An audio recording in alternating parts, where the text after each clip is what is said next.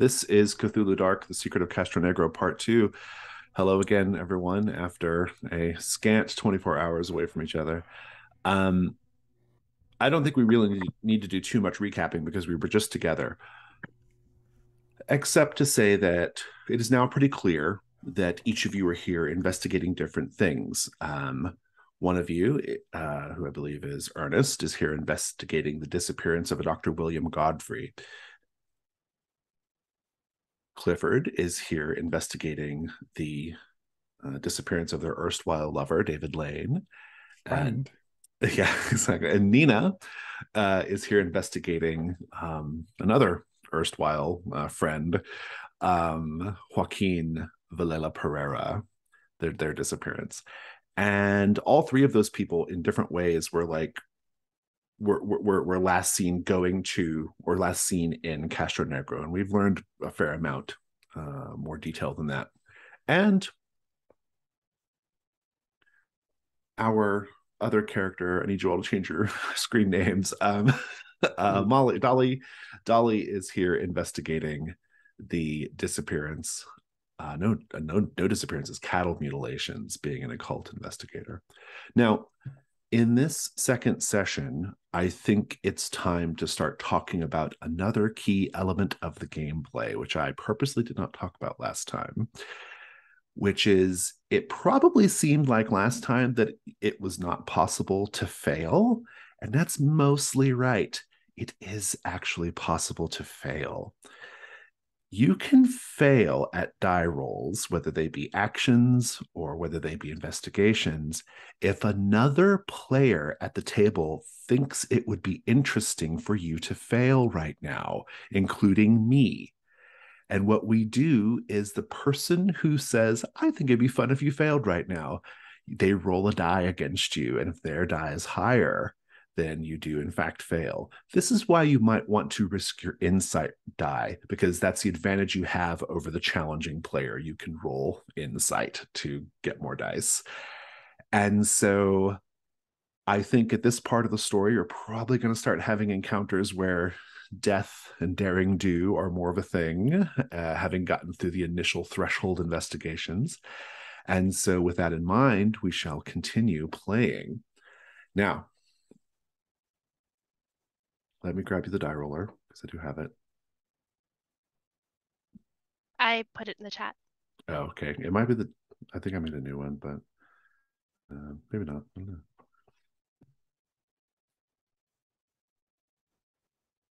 know. Yep, there you all are.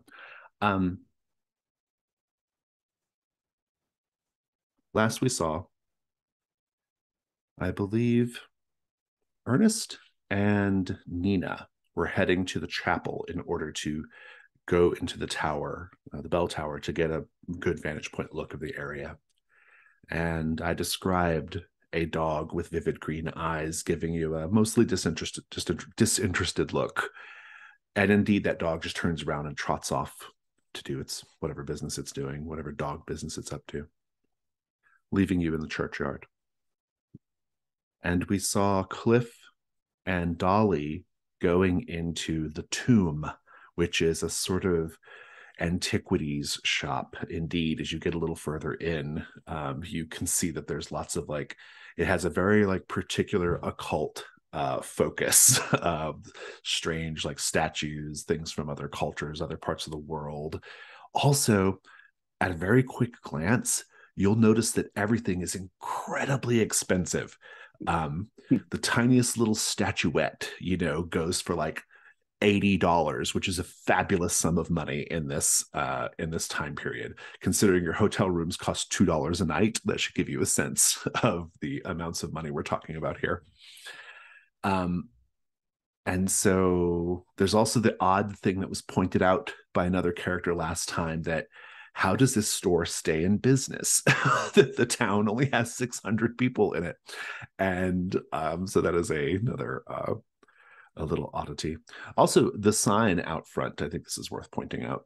The sign out front actually mentioned that the proprietor of the tomb is a one Filippo Diaz. So you've got a Diaz over here. You've got a Vilheila-Pereira across the way at the tobacco shop. Father Alonso is a Vilheila-Pereira, by the way. And um, Juan Herrera is the owner of the hotel. Fred Garcia is the constable. There's the only two people you've met so far who are not either Diaz's or Vilheila-Pereira's. And so I think we'll just pick up with where we left off with the characters. I think we'll start with the chapel. So you can head into the main chapel area, and that's how you have to get access to the bell tower. When you step inside, I don't think you see Father Alonso or anyone else. It's just empty. What do you both do? Do you head straight for the bell tower? I would think we do, right? I mean, Yeah. because we want to see if we can check out the obelisk from the high point. And see where the Diaz house is. Right. Okay, 1 second. I'm going to pause for a minute. Nice headphones are there. Okay, sorry about that. Okay, so so you're heading up to the bell tower, and it's, as I described before, it leads up to this sort of hexagonal space, the bells above. There are these like slit windows, several of them, all around the bell tower. And indeed, when you first step in there, the most striking thing is that statue that is kind of wearing a cowl, pointing out one window and holding a sickle. It's sort of a depiction of death. And I would like for you both to roll insight for me, please.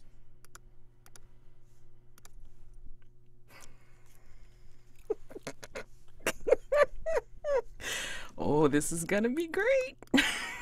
Nina's is going up. Ernest is also going up. How does it make you feel to look at this statue? It's probably very striking and shocking when you just walk up and you see this thing, right, in such a place of prominence. I think Nina feels like seeing this shrouded figure for some reason reminds her of seeing Joaquin in his hospital bed. He was like swathed in blankets when he was staying there, and she was watching over him, and it was a night shift, and then she just happened to come upon him when he was sleeping, and it was eerie. Yeah, I think Ernest is just taken aback by the incongruousness of this depiction of what kind of looks like death in a church, and he's just wandering around and around, circling it, examining it. Indeed. I don't feel the need to hide the ball here, so I'll just tell you, since out of character we know a lot already, that the statue is pointing towards the obelisk. You'll see the obelisk out the window. If you take a look around the other spots, you will see in the south, you'll see what appears to be that old red barn that Juan mentioned. That's south of town. And the obelisk is sort of southwest. And then if you look north, you'll see two other things you can't see from down below. One, about a half mile out of town north, is what appears to be like, it stands out in the environment, a large like marble like crypt or a vault, just freestanding along a little trail. And then about another quarter of a mile beyond that is a quite grand old Spanish estate. That's probably where the Diaz's are, or at least the current head of the Diaz's. It's been mentioned a couple times. And so, yeah. That appears. Could that be the Diaz residence? Think so. I mean, that bus driver, Bill, I think, he mentioned it was right outside of town, but wow, that's pretty big. I think it looks almost as big as the town itself, you think? at least from what we can see here. The statue. It's pointing right at that obelisk. What does that tell you? To our death? That sickle's not very welcoming. But the obelisk is connected to the church somehow? Maybe. This doesn't look anything like the rest of this place, right? I think we need to check it out before sundown, if we can. I do not want to go there after sunset. No. I think while we have an idea of where to go, I think we should go there now. I heartily agree. Sounds good. We'll cut over to the tomb. The older gentleman with gray hair and those vivid green eyes, quite tall, who is presumably Filippo Diaz. Behind the counter, sort of all of his knickknacks and tchotchkes sort of forming almost like a backdrop for him, right? He says, I think he said last time, like, he doesn't get many people in very often, you know. Are you here looking for anything in particular? Well, sir, a little bit, actually. I was hoping you might have seen this man here. And he'll pull out the picture of David. He considers the picture for a bit. And make the roll. 1 die.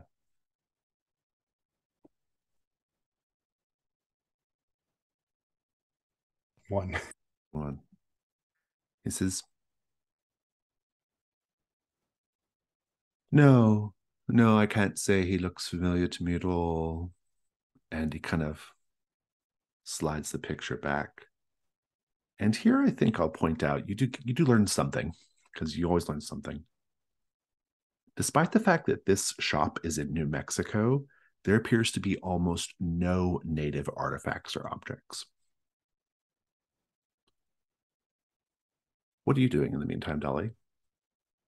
Having a look around the store, trying to see what looks like would probably be the best seller. You know, the thing that's usually the best seller, either they have a lot of, or it's right near the front, but they're so like very out of it. Yeah, that's interesting. Go ahead and make the investigation roll. You can do it 2 dice because this is sort of your area of expertise.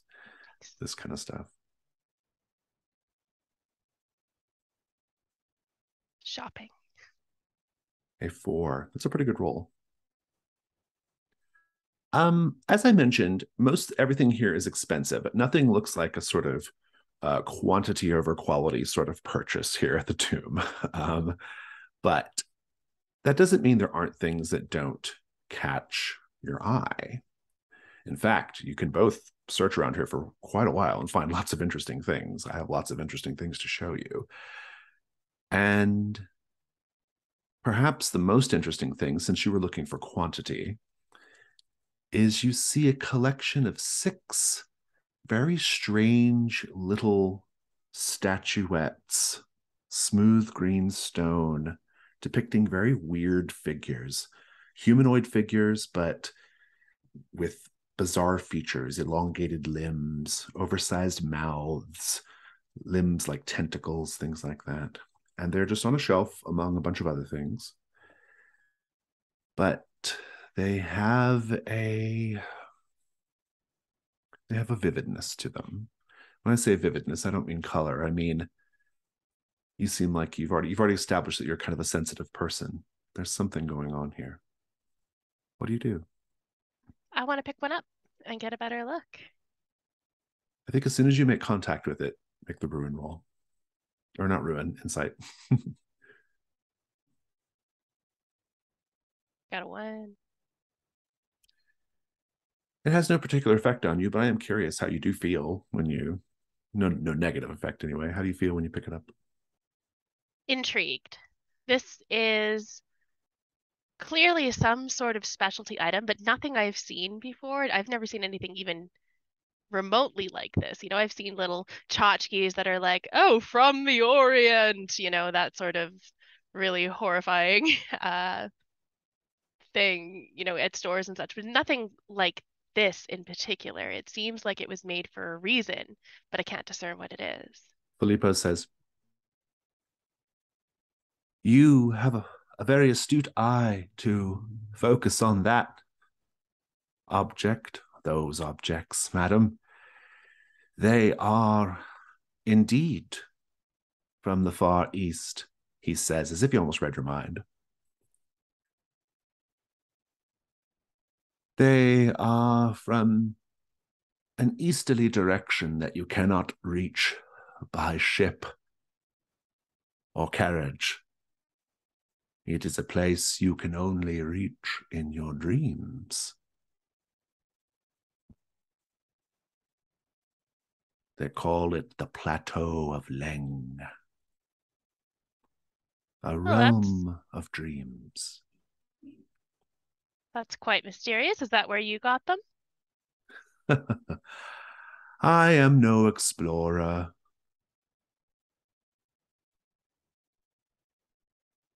So you have some sort of merchandiser for these. I am no explorer. I have never even left Castronegro. I suppose my collection here is my way of understanding the world in all its infinitesimal mysteries.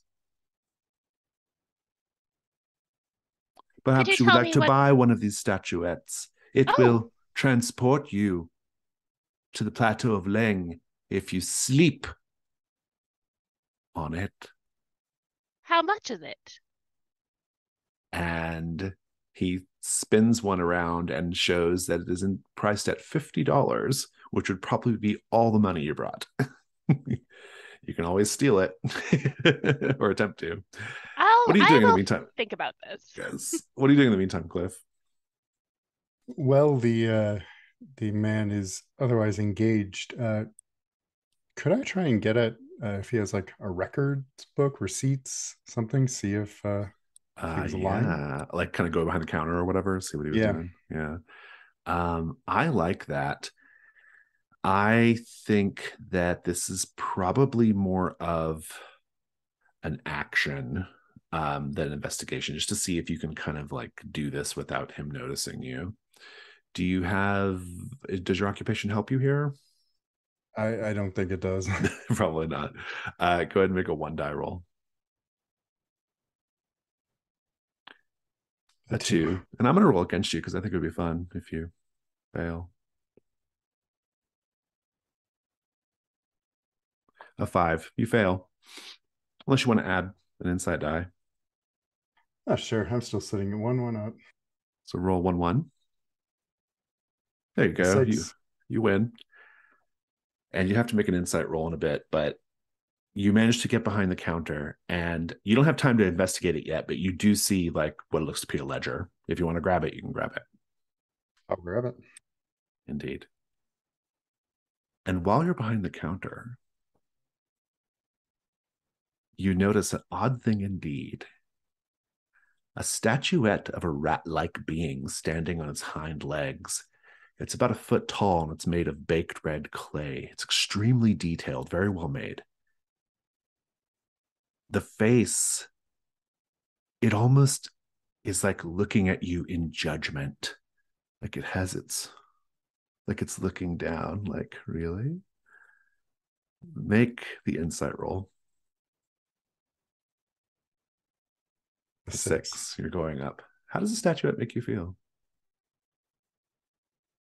I'll note also that it's a relative bargain at $25. I think it makes me feel like I have to have it, if only so it will stop staring at me. What do you do? I'm going to grab it and come back around the counter and say, I'd like to make a purchase, please. I assume you've hidden the ledger in your coat Oh, yes. or something. Yeah, hit it up the back of the coat. He turns and says, "Oh, yes, indeed. That is a very, very interesting piece." And he comes around and he says, "Do you know what we call this?" I do not. "Well, let's see your money and I'll give you a story in addition to the statue for your purchase." He'll count out the bills very, very carefully and put them down on the counter. He says, "This is Greedy Gut." That seems apt. He was actually something of a local mascot here in Castronegro. You know how some towns, say in Albuquerque, when their high school level football teams engage in conquest attempts at it with other teams, they have characters dancing about in order to invigorate and excite both player and onlooker. This is, well, Greedy Gut was quite similar. He knows how to motivate the people of Castronegro. Well, he did. I'm afraid all that exists now is this lovely rendering in clay that is now yours. Well, thank you. It will be good memory of this place. Oh, yes. A memory. Dolly, what are you doing in the meantime? I am looking like I am putting the jade statue back, but I'm really actually pocketing it and moving things around on the shelf so that it looks like, it'll be a little tricky to see what's been stolen. Go ahead and make a roll. I plan on bringing it back. An if it attempt. doesn't work. Make an attempt. I don't think your occupation helps you with leisure domain. You got a 4. That means you succeed pretty well, and there might not be any complications of any sort. I'm gonna roll against you though. Of course. Again, I'd love to see you fail here. And I got a 6. Oh my god. Would you like to add an insight die and try again? If I'd have to get a 6 to. Because if I meet you, do I beat you? You have to. If you meet me, you win. Yeah.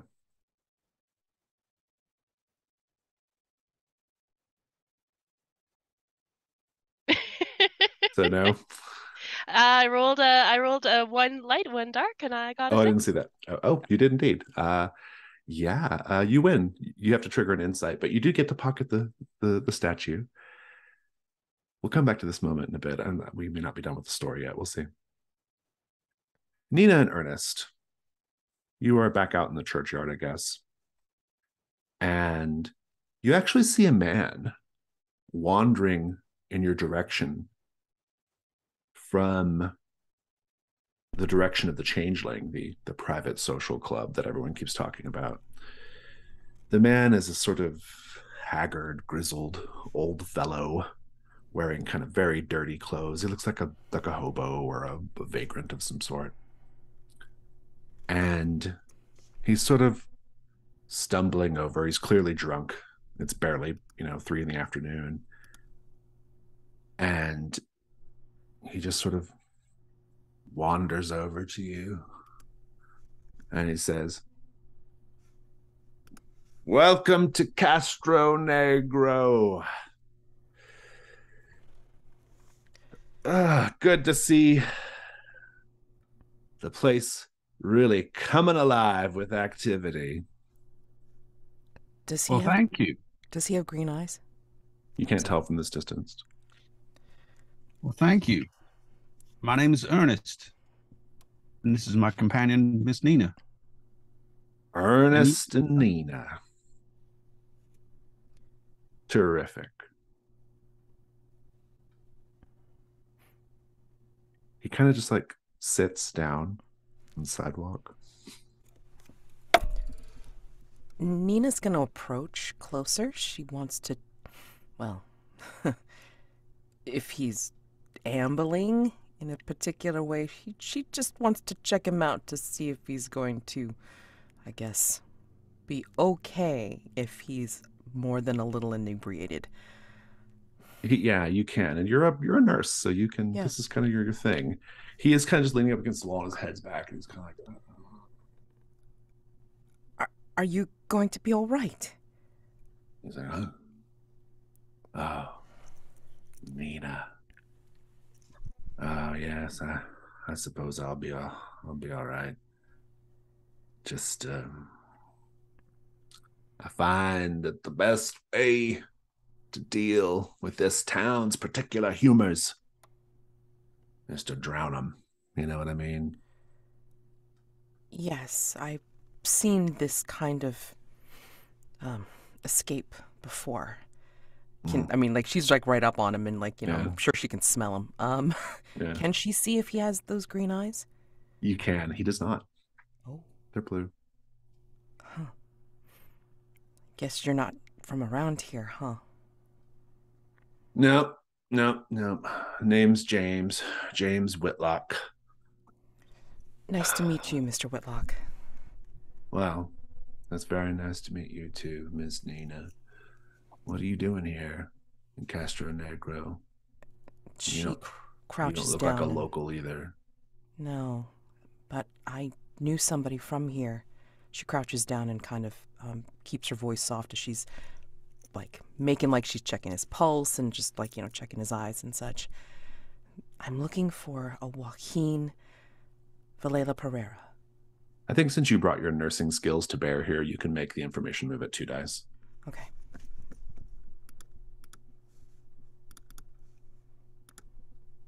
Five. That's basically the best result. Yeah. He says, I know him. I know young Joaquin. He had the right idea, Miss Nina. He got out, and the rest of them was so angry. They were so furious. They said if they ever got their hands on him again, he was going down, down, down. That's what the proprietor at the tobacco shop had said. Oh, yeah. The Diaz's and the Vilheila-Pereiras, don't get it mixed up. They're one family. They don't take too kindly to people who try to leave the farm, as it were. Do they need so many people to run this farm? Why? Well, I mean, farm only in the figurative sense, although they do love that barn outside of town. They do something over there all the time. No, I mean just the family business. And what business What is is that? The family business is more family, don't you see?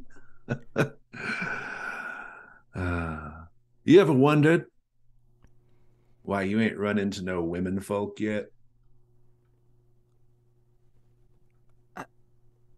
Well, that is an interesting point. Oh, I'm telling you, you two better be careful, because people go disappearing. That's just what happens. People disappear. The only reason why I ain't disappeared yet is because I ain't no good. That's the best way to insulate yourself from these people, is to be no good. They're doing all kinds of stuff. Sacrifices, lights dancing in the hills. You go anywhere out here on the wrong night, and it's going to be your last night. You can hear them awful, yelling and screaming. And the screaming ain't nobody having fun, I'll tell you that. And the barn. The barn.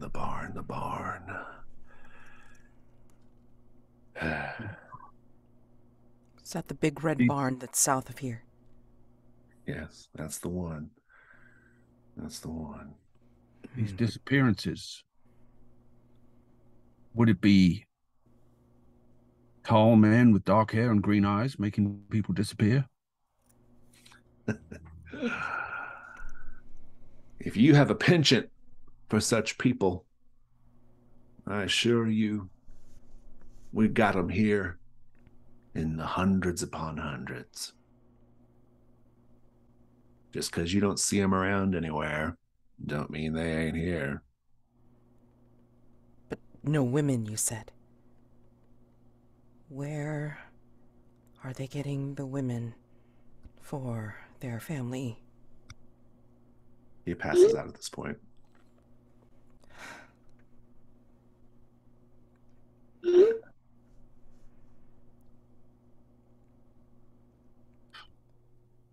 think she just checks his pulse and just makes sure that he's fine. Yeah. Yeah, she lifts up his lid and it's like sees a dilation. Oh, damn, I wanted to ask him about the obelisk. But I don't know if he would have been able to tell us much more. We might just have to go down there and see what we can see. This place gets worse by the moment. Exactly. What is going on? I don't know. So the obelisk then, Nina? Yeah. Although, well, myself and Dolly are kind of conspicuous, and they know who's come to town. I don't know. I wonder if a disguise would help. I mean, just to make it less uncomfortable. I don't know. I'm just talking out loud. I'm sorry. Let's head over to... Either of you come to harm because of whatever they're doing to the women in this town. And Nina says to herself, like, almost that you can't hear Ernest. She says, and that's why he didn't want to have me meet his family. Let's cut over to Cliff and Dolly. Cliff, you've just purchased your little statuette of Greedy Gut. Dolly, you've just swiped a jade statuette. It's not stealing if it's for research. I will note, Cliff, that as the sale's being made, Filippo is looking for his book to note it. And he's like, now, where did I put that? If you wouldn't mind just waiting a moment. And he actually goes like back, like towards the rear of the store, leaving you both there. Dolly, I will tell you that as you are pocketing the jade statuette, you see something else that catches your eye. No mean feat in a store like this. It is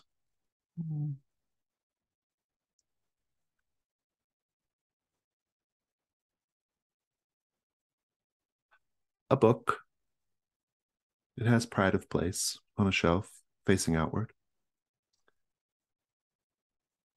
It's a Latin volume, but it has the curious detail of a human figure carved up like you might carve up a pig or a cow on the front. I'll take a flip through it. It is definitely a book extolling the virtues of cannibalism. And indeed, the back of the book has some pages added in of local fare, you might say, recipes for. Go ahead and make a insight roll.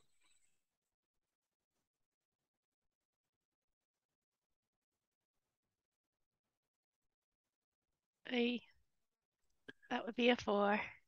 And you had previously a 2, so you're going up. How does it make you feel? I'm thinking back to the conversation that we had over our little lunch back at the hotel and all those comments about how delicious the pork was and things like that. And I think I'm just feeling really nauseous. Indeed. I think I actually gripped the statue in my pocket with my hand as sort of like a grounding. Well, Felipe Diaz is in the back. Cliff and Dolly are out in the front. He said to wait. You don't have to, I guess. I think he just. But what do you do? I think Cliff's going to kind of walk swiftly toward Dolly and say, "We should get going." I agree. I'm gonna bring the book. You can snatch the book. He's not around. So. Yeah. Now that you've done a fair amount of shoplifting today, you can go out into the street. I think at this point it might be interesting to see, because you're both like on the same side of the town. Just one's a little further down the street than one group than the other. I think you'll probably at this point notice Nina and Ernest talking to James Whitlock, or at least tending to him. They're within hollering distance. I'm gonna holler.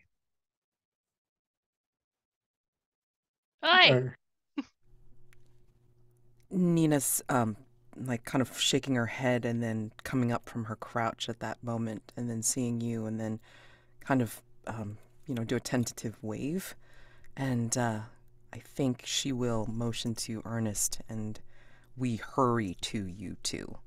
I think Dolly leans over to Cliff and says, "Do you think she killed that guy?" I can't imagine. She's a nurse. Ernest, I assume you run over too. Yeah. We're rather urgent about it. I mean, like, even before she kind of gets within earshot, she's kind of like waving her hands at you.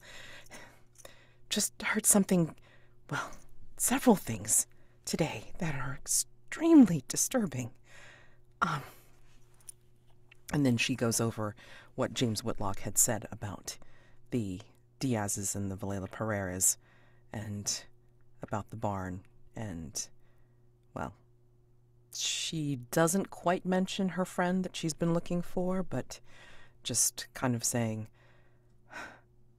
I think the person I knew was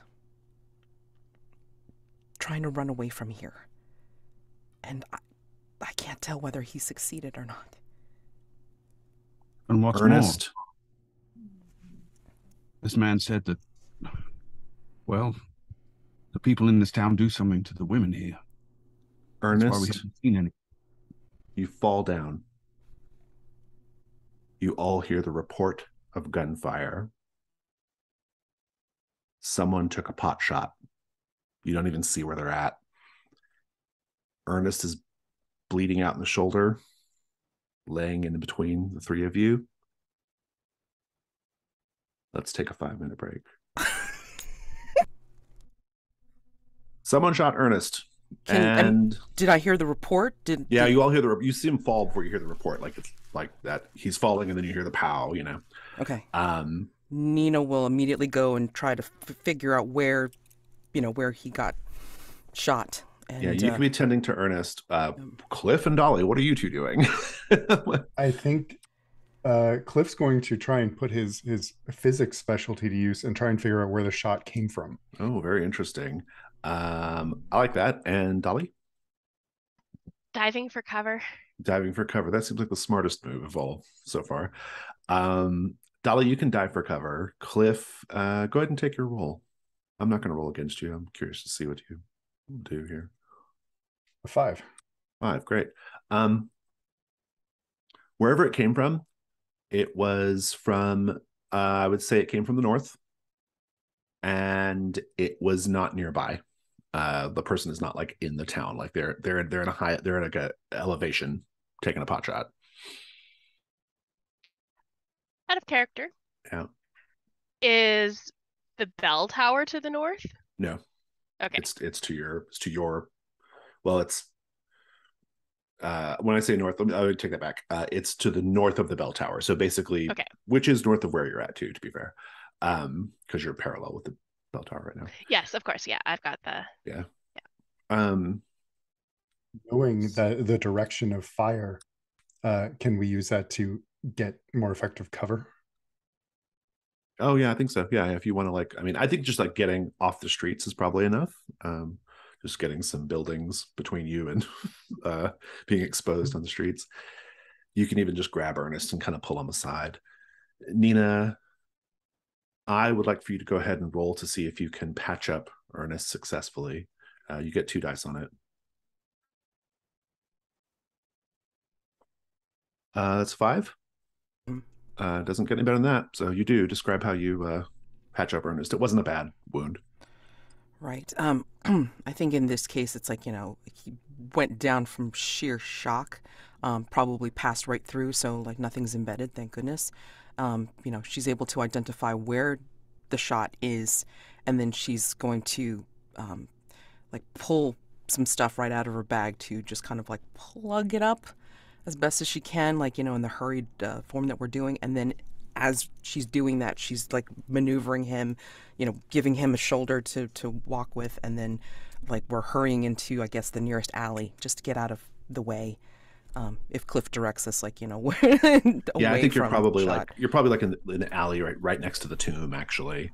And I think Constable Garcia will run into the alley where you're at, and he's kind of like looking around, and he was like, "What the hell? Is everybody okay? What happened?" Ernest got shot from the north. He's like, "God damn it!"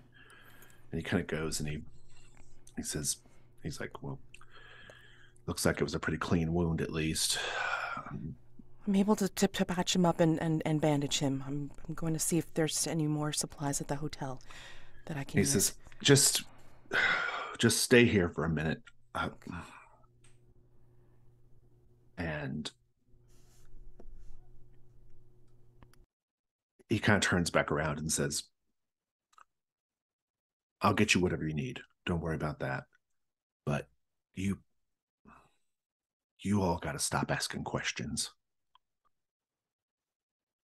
Like Dolly pops her face out from behind I don't know what kind of thing would be on the street there. I was thinking like a sandbox, but that's usually if there's ice around. A garbage can? Sure. And says, "Constable, is it?" Yes. Yes, ma'am. Random gun violence a thing here in your little town? Well,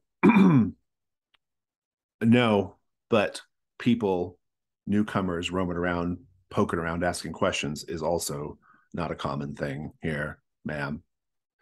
I think it'd be best if the 4 of you just get back to your hotel rooms and ride the night out, and then ride that bus on out of here tomorrow morning. Well, I'm an investigator of sorts, so I'm not going to stop asking questions, as she says, like still behind the garbage can. He's like, "Well, you do what you want, man, but there's clearly somebody who doesn't like what you're doing."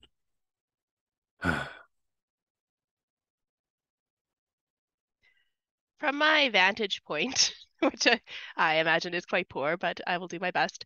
If looking around, do I see anybody like peeking their faces out from behind windows? I know the streets are really deserted. I think probably the there's a curtains window drawn. by the tomb, and you will see Filippo Diaz looming over, like just kind of seeing what's going on. But otherwise, it seems there's not much reaction. I mean, maybe if you wait long enough, you'll see Father Alonso poke his head out of the church to kind of see what's going on, that kind of thing. James Whitlock seems totally undisturbed by the shot. He's still passed out. After a moment, when we realize that there's not a second shot, and it doesn't seem like anything is happening, I think Dolly realizes that she had been gripping that statue really hard in her hand, and she lets it go, and she can feel the indents of it on her hand and the cool jade as her skin warms back up. Mm-hmm. I think Nina will. Oh, sorry, go ahead. I think Nina will again check out Ernest, make sure it's like what she can apply to the wound is patched up, and then she'll look at Ernest and say, "Are you all right? Can you get up and then we can head to the hotel when it's clear?" I think he's kind of recovering consciousness, and I can walk. All right. Thank you. Thank you. If you hadn't been here, that could have been... I don't know. Thank you. You're welcome. And she looks at Cliff and it's like, do you think it's safe? I mean, do we wait for the constable? The constable does come back. He has some rubbing alcohol and maybe some bandages. And he says, I think it's okay now. I took a look up the road when I went over to the hotel. I didn't see anybody. I think maybe it was just a warning, though certainly one that was, well, I mean, looks like it was a warning that was meant to kill. Nevertheless, are you sufficiently warned? You mean to say you're not going to do anything about this? Well, What kind of law enforcer are you? I'm just one man, ma'am. But if it makes you feel any better, as soon as I see the four of you squared away, I do intend to mosey on up in that direction to see what I can find out. I think we might have a right to know why we're being targeted exactly. Yeah, sure, we're asking questions. Lots of people ask questions. You can make the investigation roll, see if he opens up to you. Can I get a second die for my background or my occupation? Oh, just because you're used to an probing like investigator. this. Yeah, I'll take it. Yeah, go for it. 5, good. I'm rolling really well. He says, ma'am, Castronegro is the sort of place that history should have left behind. But it didn't. It somehow manages to keep on keeping on. Decades after it should have died long, long ago. There are people also that should have died long, long ago. I think if you want some answers like you say you do, you'll head to that burial vault just north of town, probably not far from wherever your would-be assailant fired their shot. So now you're pro us asking questions. I am pro safety in the streets, and the vault But is outside of nowhere town's near. different? If you want to go up there and get yourself killed, that is on you. But here, roaming around, poking around, asking questions, you're a danger. Your heroism is commendable, Constable. Wait, where did it change from being dangerous to us being a danger? That makes no sense. Well, I just mean to say, ma'am, that this is the kind of place that likes for things to stay just the way they are. And when anyone rocks the boat, bad things happen. Now, I won't stop you from going wherever you want to go, but I will tell you that I can't protect you if you leave this town. And I will tell you that if you head anywhere south of here, you're not coming back. South, like the old barn? Yes. Oh. And other things. South like that obelisk. She whispers to Cliff. I wouldn't talk about that, ma'am.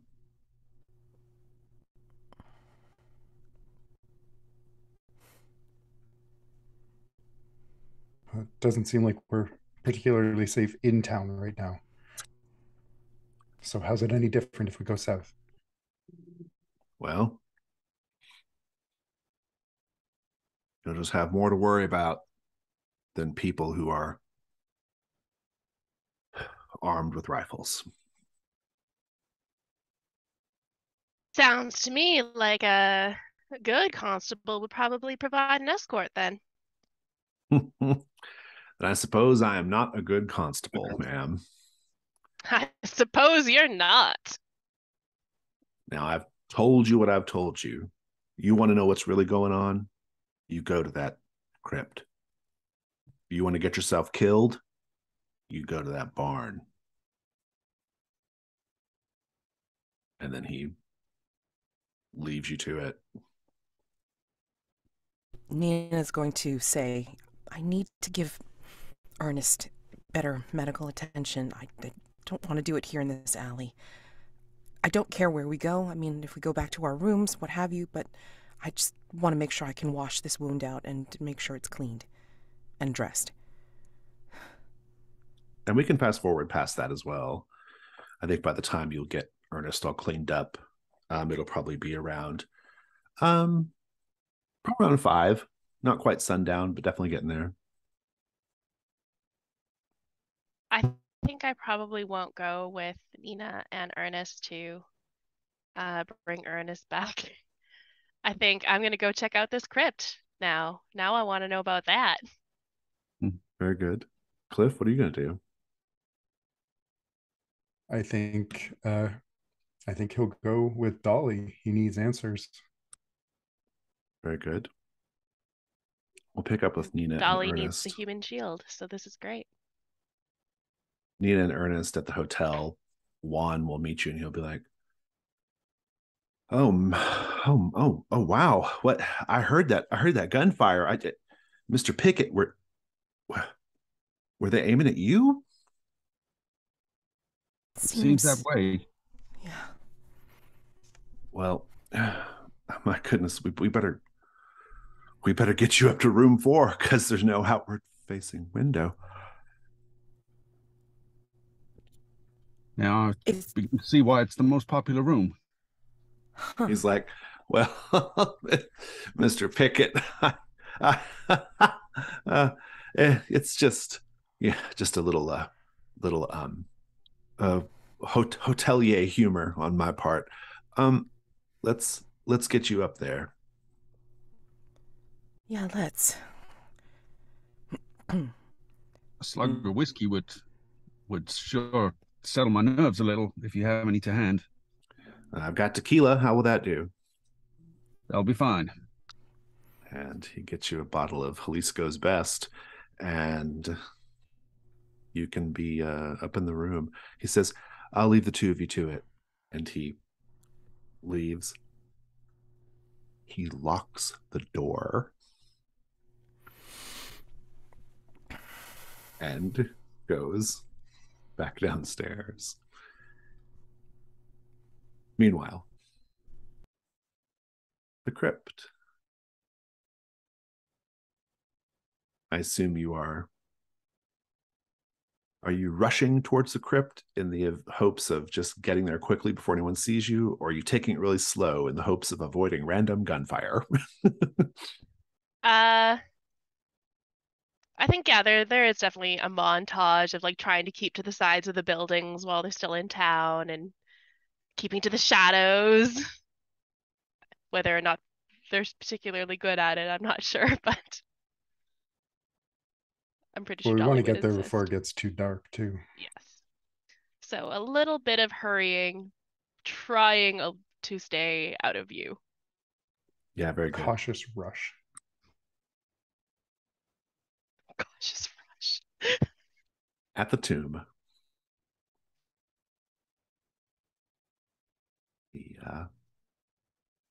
this is actually the private burial vault of the Diaz and Vilheila-Pereira families. Probably explains why they weren't buried in the cemetery. It's very visible. There's no attempt to hide it or anything. It's right by the road. From the outside, it's a large marble door, kind of set in a marble facade, which is itself set in a hill. So it's like kind of a little building halfway sticking out of a hill, if that makes sense.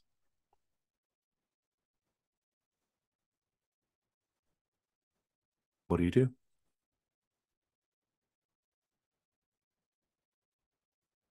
Shall we go in? Just like that. Well, Yeah. yeah. Tombs are more for the living than the dead, so you can go and visit, Kind of like a cemetery. That's one way to look at it, I suppose. Do we have any source of light, just in case? I don't think you do. We'll just keep the door open. It'll be fine. Oh, that makes sense. Yeah. Okay. Start looking for a handle or some way to open it. The marble door is in fact locked with a large padlock.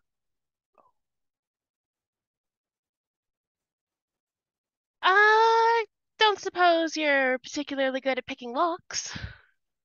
No, but and I think he'll go looking around for something he can use as a lever and something to break the lock, hopefully. Yeah, I like that. We'll say you can find like maybe like what might be in the environment here? Like an old piece of discarded fencing or something, right? And make the die roll. Do I get 2 for physics? Sure. That's a 5. 5, good. You're in. Describe it.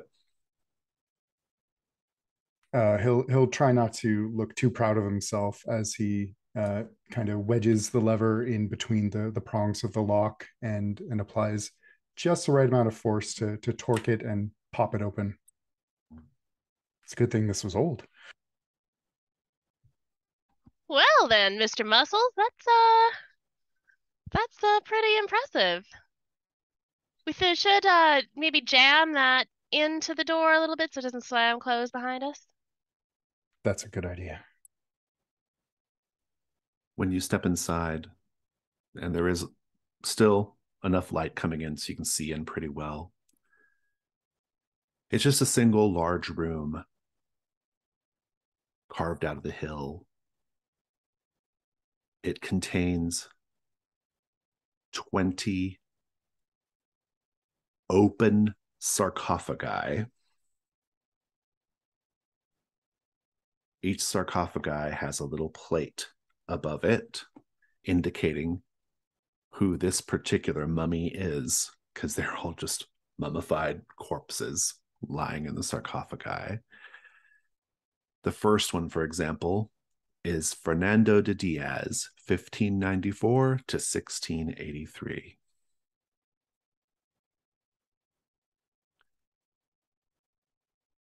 What do you do? I'm sorry, I have to step away for 2 minutes. I'll be right back. I'll go to the other scene while you're doing that.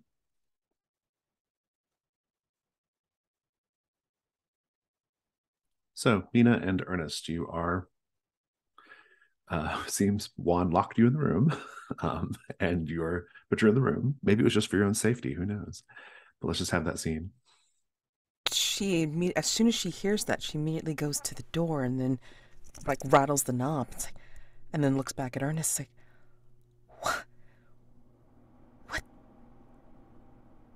what is he meaning to do? Another reason there's no damn window in this room. It's not our safety. You think he means to keep us here? That's the only conclusion I can draw. Huh. Maybe so whoever shot at me can have time to come fetch us. We need to get out of here. We do. And I think by this point, it's like, let's make sure that this is cleaned first. And then what she will do is, like, she'll have you, like, release your sleeves and your jacket or whatever you have on. And she's going to say, this is going to hurt. And I am apologizing right now. As she's pouring the rubbing alcohol on it. Yeah, I think he pulls the cork from the bottle of tequila and takes a good slug before she starts that. Mm-hmm. And then she will wrap it up and, make sure that enough pressure is applied to it and such to kind of keep it closed.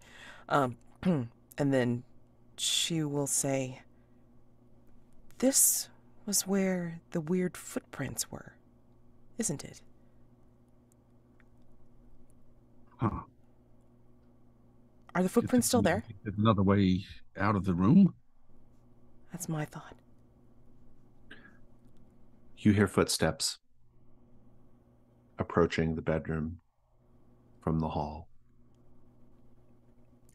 They are uneven footsteps. Clump, clump, clump, clump, clump, clump. I'll sign to Nina to stay over by the bed, and I'll get behind the door with the bottle of tequila ready to slug whoever comes through. Whoever it is has stopped at the door. Just stopped.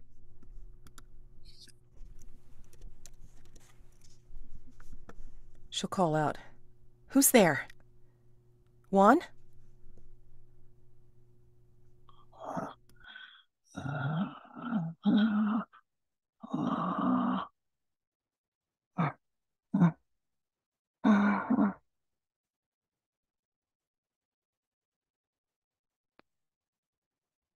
Her eyes are just wide, and she's just shaking her head at Ernest, like, what do we do? Sound is coming from the keyhole. What? I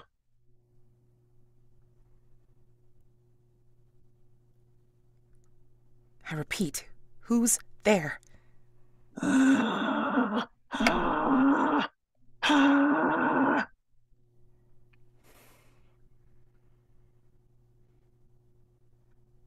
Do you look in the keyhole?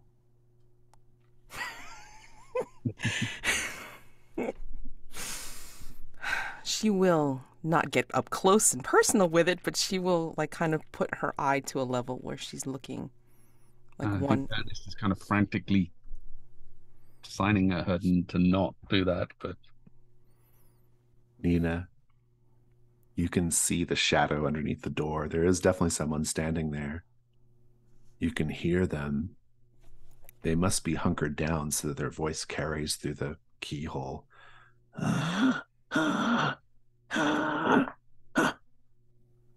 And as you lower yourself to put your eye through the keyhole, you see a large, vivid green eye staring back at you.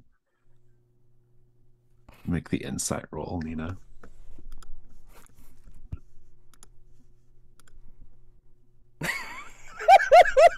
Hot damn. A 5, you are going up. You are really close to being done here, Nina. How is this affecting you? Oh, she's kicking back away from the door, and she's seeing in that eye, almost like mirrored back at her in her memory, and she's remembering Joaquin's vivid green eyes in fear and near terror when he was trying not to tell her about where he came from.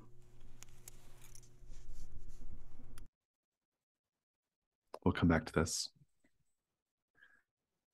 So Dolly and Cliff, you see that the sarcophagi have names and dates above each of them.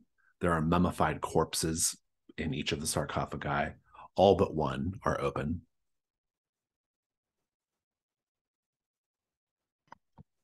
I want to look at the one that's not open. What are you doing, Cliff? I have the ledger. Do I have some way to mark down the names and dates here? Well, Sure, yeah. You can have a pen or something. I'll give them I'll all to just you. hand you one of my pens because I got my notebooks and stuff with me. oh, excellent. Yeah, I'll flip to a back page and start scribbling everything down. I'm going to drop 2 images in the chat.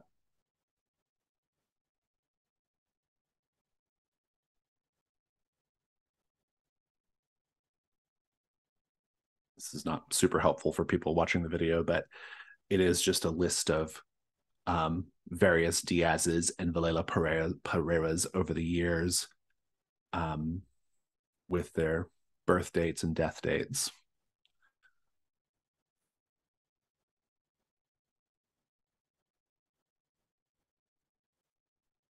And Cliff will say some of these people lived an absurdly long time for the era. Have you noticed that some of these don't have a death marked? This Bernardo de Diaz. That's actually the only one that doesn't have the death marked. Oh, that they. And in fact, you will have gotten that name from the one that's closed. That's what I was wondering. The closed sarcophagus says Bernardo de Diaz, 1580 dash. Do you think maybe they never found a body? You know how it is, people go missing. That makes sense. People I think apparently at this point, go missing. Standing around with a bunch of mummies, I want you both to make the insight roll, please. It's a 3 for me. So Cliff, you're going up. What about you? I got a Dolly? 2. All right. So Cliff, how are you feeling right now with all this strange information? Overwhelmed, wondering just what David got himself into and what we've gotten ourselves into now.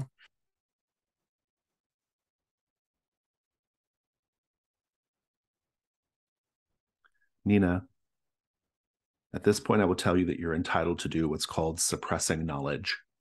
When your insight reaches 5, you may reduce it by suppressing the knowledge that you have gained. Each time you do this, you roll your insight die. And if you get less than your current insight, it goes down by 1. You can keep doing it and as long as you want. But you have to destroy something. Evidence.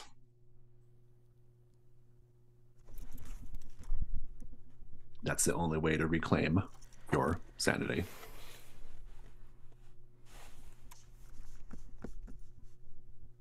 Destroy something. Or cover something up. Are the footprints still here? Yes. She's going to, as she's backed away from the door, she had that flash of memory to Joaquin's eyes. She immediately turns and starts like shuffling her feet rapidly and grinding them into the into the floor to try to get rid of those footprints. Go ahead and make the insight roll. If you get lower than 5, what'd you get? Okay. Oh, 4. Your insight goes down, so you're at 4 now, and you can keep doing this. Okay. But you're good for now. How are you feeling better? How does wiping those footprints help you feel better?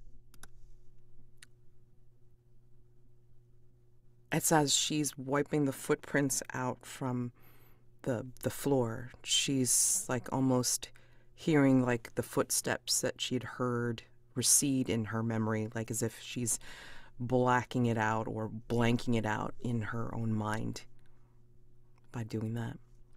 Ernest, this person on the other side of the door, they keep walking down the hall with their strange, uneven gait. And you hear them opening the door into what would be Dolly's room, going inside and closing it.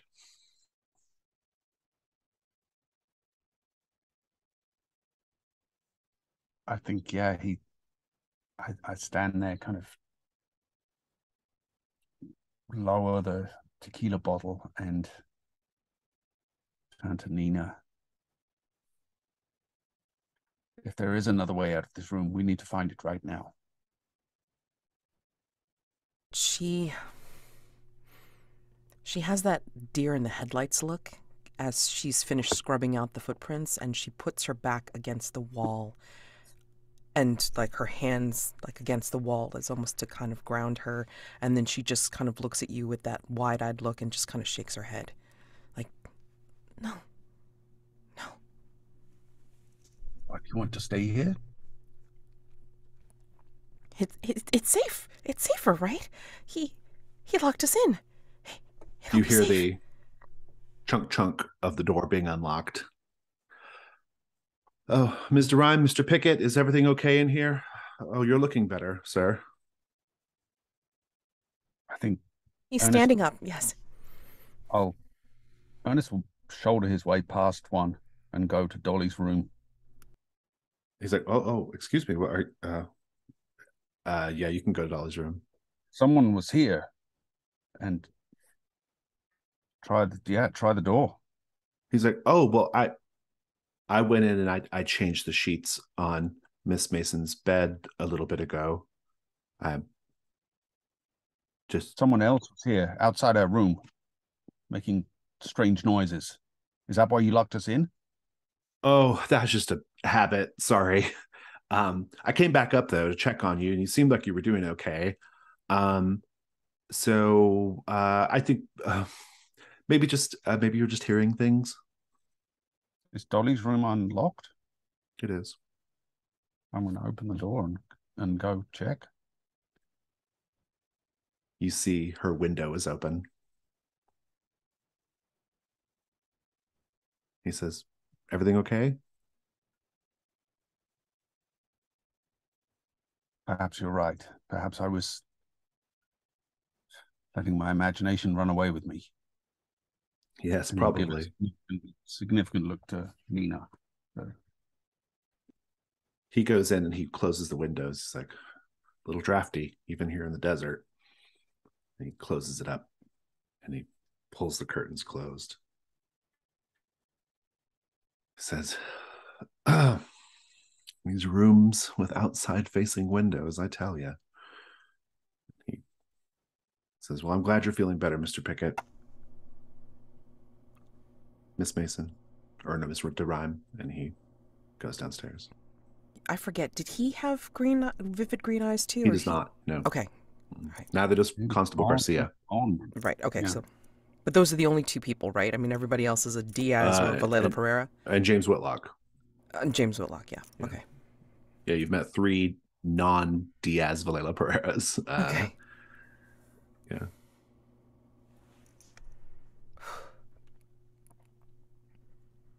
I think my next move is I want to jam something inside of the lock to room 4 so that the next time he tries to lock us in there, he will not be able to. That's fine. If there is a next time. It is getting to be sunset. Cliff, Dolly, your light is getting less and less. Are you going to search any more, look at the bodies more closely or anything like that? Cliff, that copper said that some answer is here, and either he was lying or there's something here that we're missing. I think I'm going to try and open up this closed one. But I might need your muscle. Oh, it wasn't muscle with the lock. It was just an applied application of. Yeah, okay, I'll help. Yeah, I might need that. When you crack this one open, it's totally empty. So just no body. They didn't find the body, and that's why they didn't know when he died. It makes sense. None of this makes any sense. Why are these even open? What kind of tomb has just open sarcophagi? Can I lean over one of the open sarcophaguses and see if, is it empty? No, they all have mummies in them. They all have mummies. Yeah, they all have mummies, like leathery, dried up mummies. Yeah, I mean, I don't know. Like, look at this. This is open to all the elements. I'm going to poke at one of the bodies. Maybe let's not, Cliff, he's dead. He don't care if I poke him. No, but he could have diseases or maggots, something. This dry? Thought you were the bone expert. Oh, sorry, that was your friend. No. Yeah. Yeah. But listen, your friend would get a better look at these bodies, and I'm going to too. And yeah, he would. I wanna poke one of the bodies and just sort of. You can make a 2-die roll. Yeah, I think I don't really know what I'm looking for because I don't know anything about bodies, but Yeah. But you know creepy. yes. And there's What'd you something get? creepy happening. I got a 5. 5. That's a great result. I wish I rolled this well in like our trophy dart games. Each mummy, you'll notice, is clutching one of those jade statuettes. Oh, I'm gonna pull the one I have out of my pocket. Definitely the same collection. Does mine look like any of the ones that are here? None of them match, but they all have the same kind of design ethos to them. Weird, somewhat Far East sort of make. The jade also indicates that it's from the Far East. It's a little strange that he'd sell these if they're some sort of burial ritual, eh? I suppose it is, but perhaps it's just a local artisan's tradition. We should get going before the light goes out. Do you have anything else you want to look for in here? I Are don't they think your all? buddy's here. This is going to sound like a strange question, but are they all very human? Give me a roll.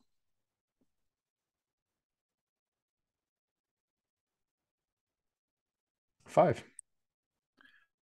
They all have faint remnants, strands of black hair. And they all have the same basic bone structure in their face. You are not a biologist, but you are a scientist. And you can make a pretty reasonable guess that all of these people are very, very biologically similar. And I don't mean just like they're the same family. I mean, they look really similar even in death.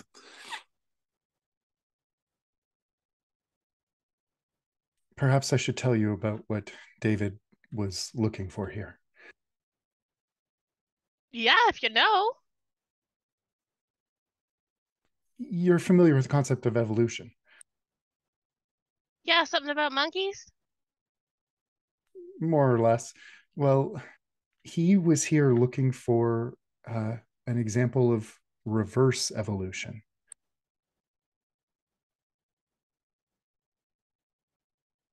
You lost me. People who are or People becoming remains monkeys? regressing to something.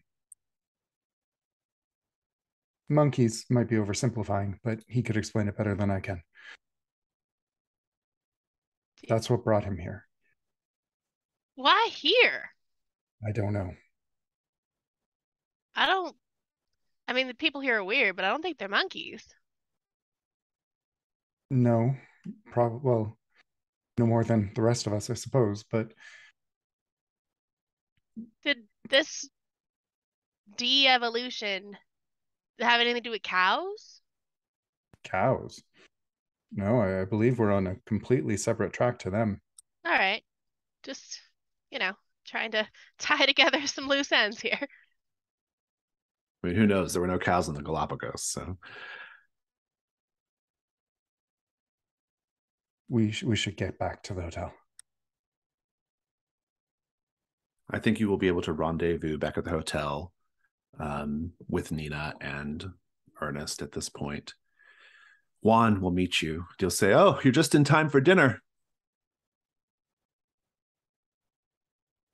And what would that be, Mr. Juan? Pork again, sadly. Like I said, it's kind of hard to come by diversity in proteins here in Castronegro. But I've come up with a special preparation though. I was thinking a sort of stew would be really good. You know, delicious chunks of pork meat floating in a savory broth with the delicious, slightly gelatin texture from bone marrow. Absolutely tasty. That sounds delightful. Indeed. Constable Garcia is going to be joining us tonight. So we have a little party, I think. He is actually concerned about her welfare? I don't know about that. He's not very good at his job. But, well, you know, Fred and I are friends. He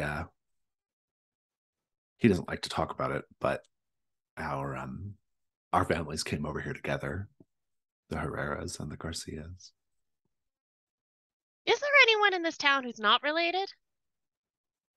Oh, well, I guess James Whitlock, who I saw you all sort of trying to commiserate with earlier, he just rolls in from time to time. Must make it tricky to date, huh? Never know if you're dating your cousin. I think Nina at this point, whispers over to Dolly. There's no other women here.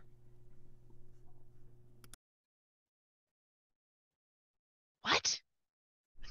Just us. You and me. Yeah, there's only 4 people staying at the hotel. In town. There's no other women here. At all? At all. Are you sure? James told us.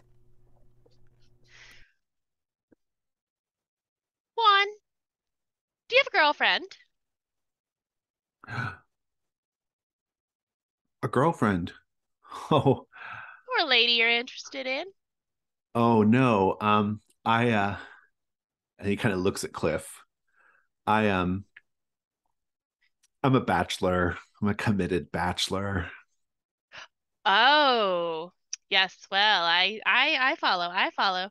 This town, are there a lot of committed bachelors here?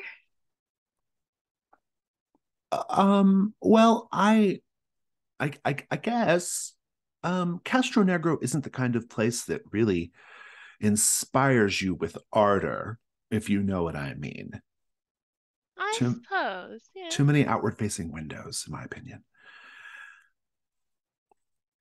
I do have to wonder.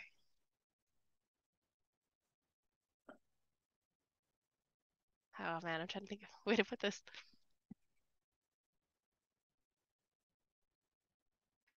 When your folks met, did they meet here in town, or was one of them from out of town? My folks. Your parents. You know, Ma, Pa.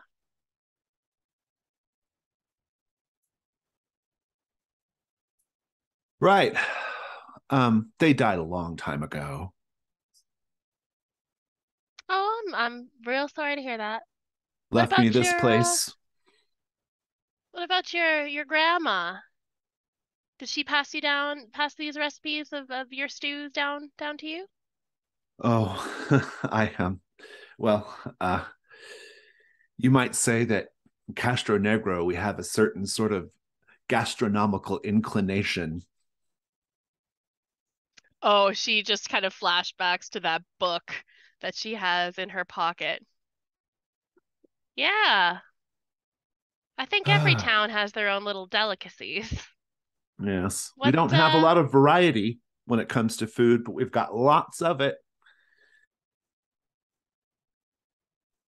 and it's so strange. You don't see a lot of trucks coming in and out with produce and meats and whatnot. Certainly don't see any farms around, as you already said. I better check on the stew. And Would he you like some goes, help? Oh, I'm making mean stew, you know. I don't think I want to bother a guest with that, Miss Mason. I don't think you want to see how the sausage is made, so to speak. Actually, I'm always very interested in seeing the local customs of the different towns that I visit. Maybe you should just go sit down at the table, Miss Mason. All right, don't mean to intrude. I'll be right back. And he goes into the kitchen. Dolly leans over to Nina and says, all right, I thought maybe this whole town was full of, you know, and she kind of glances at Cliff. But, I don't nope. think... No. That's not it. No, I don't For think the it video, is. then put physicists.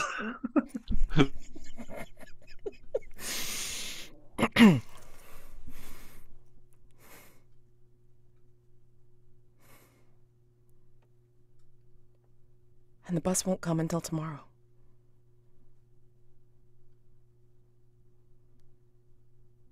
I feel like Dolly is going any to of you take are that. not too much closer to figuring out your mysteries. You've learned some things. Dolly's going to take the book that she found at the store out of her pocket and kind of toss it on the table and say, not to ruin your appetite, but might want to rethink having that delicious stew. I think, yeah, Ernest will pick the book up and take a flick through it, and after a moment or two, just pour himself a large glass of tequila from... I would like everyone who ate the stew to make an insight roll, please. Or no, they ate the fajitas from earlier in the day. Got a 6.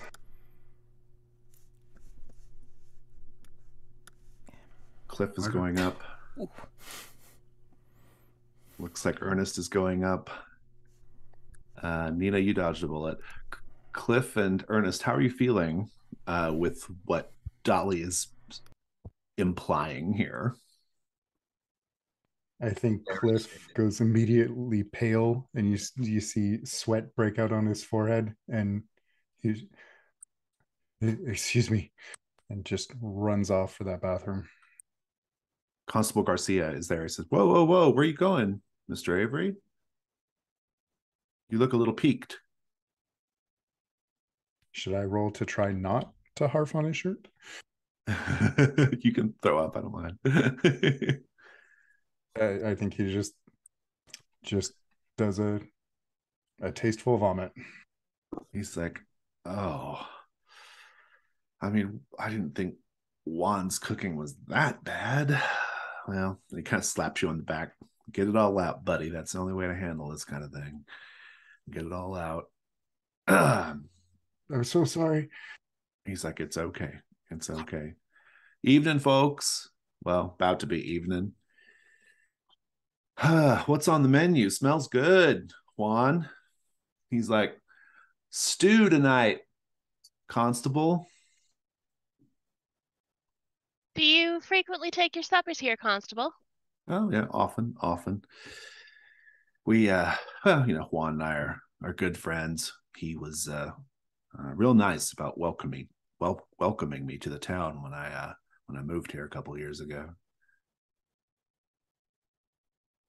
You're from Albuquerque. From out of town. Albuquerque, yeah. Huh. Love Albuquerque, but I just wanted more of a country experience. Couldn't handle all the people. A strange thing for a copper, but sure. I hear that your family and Juan's family came over together. Known each other a while, eh? He says, well, Garcia's a pretty common name, ma'am. I don't think that's anything you can't really draw any conclusions from that. But yes, there were a couple of witches running away from the Inquisition. Gabriela de Herrera and a Mr. Garcia, whose name I can't actually remember, a character, but a Garcia. Lord, that must have been quite a story. Does that get told down in your family quite a bit? He's like, nope. because I'm not one of them Garcias. I'm from Albuquerque. But there's other Garcias that are one of them around here. Couldn't say, but it's a really common name, ma'am, in this part of the country. Yeah.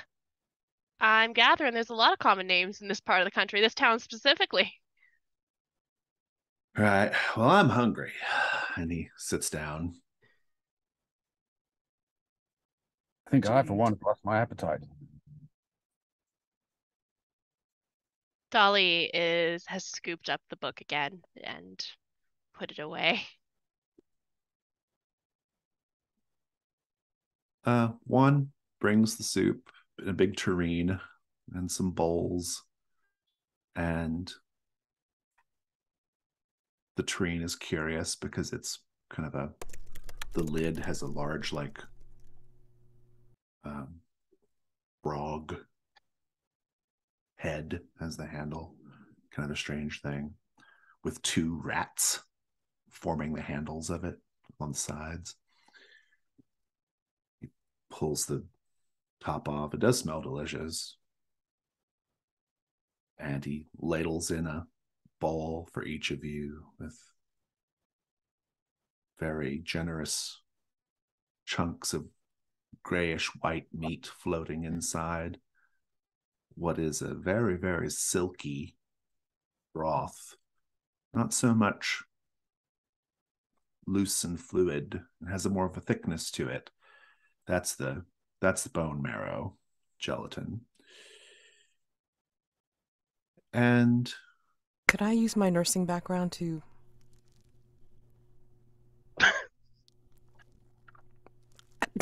I don't think you'd be able to identify the food. He tucks in. Constable Garcia tucks in. I assume you all are not tucking in, but maybe you are. I don't know. I can never eat after watching someone harf, honest. Yeah, Cliff, you have a good excuse. So sorry. I think I should go and attend to Cliff, just in case like he might have caught something.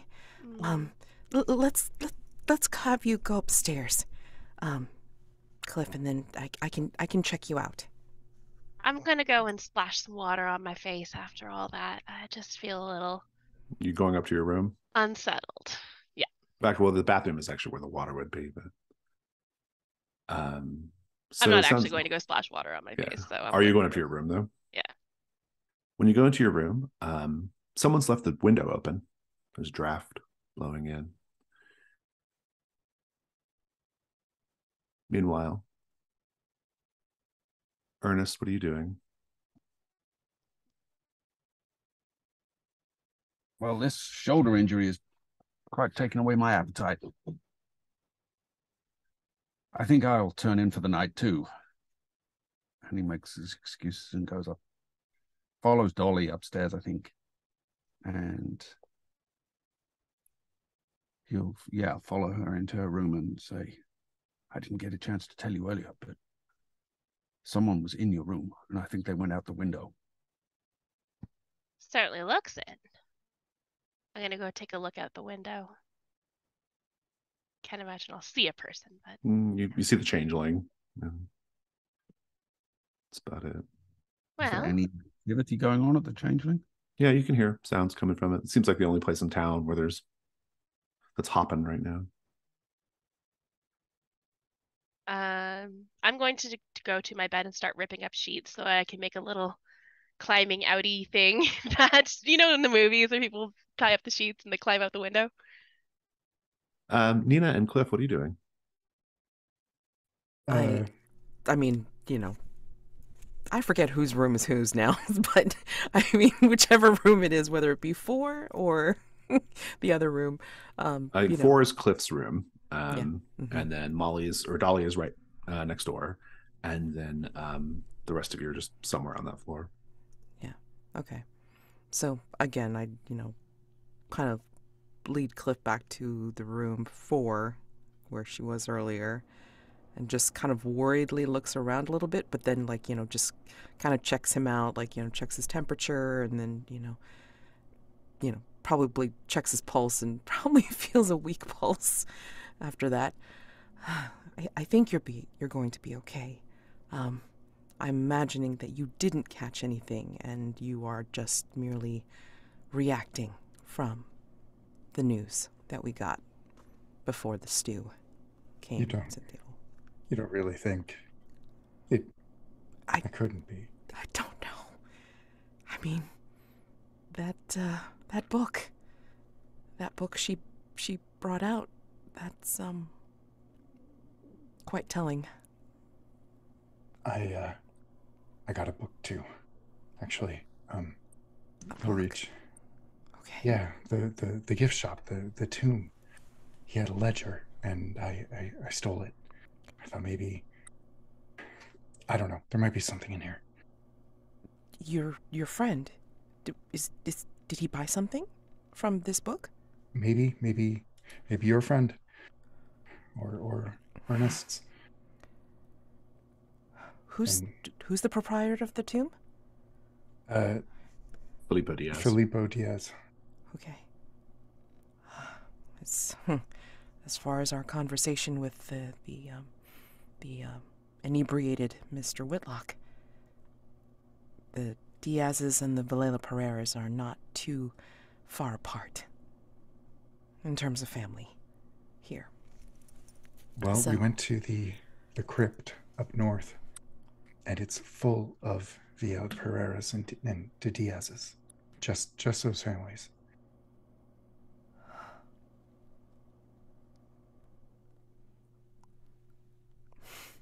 And she just murmurs, and she doesn't even care if Cliff hears, but she just closes her eyes, sighs, and says, Joaquin,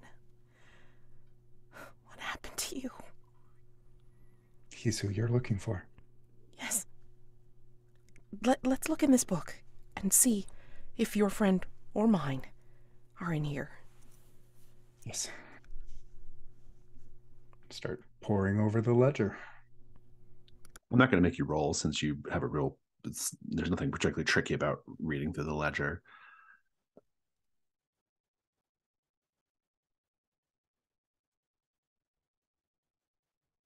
Both David Lane and Dr. William Godfrey made purchases from the tomb.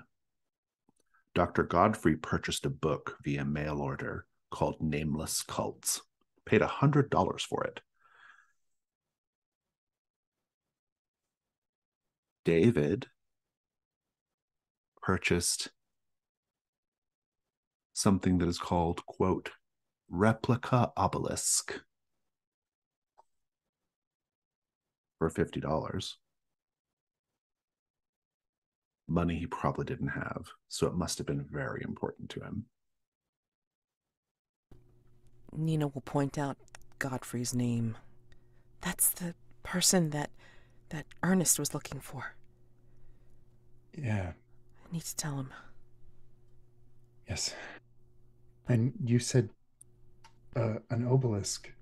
You found something about the obelisk too, didn't you?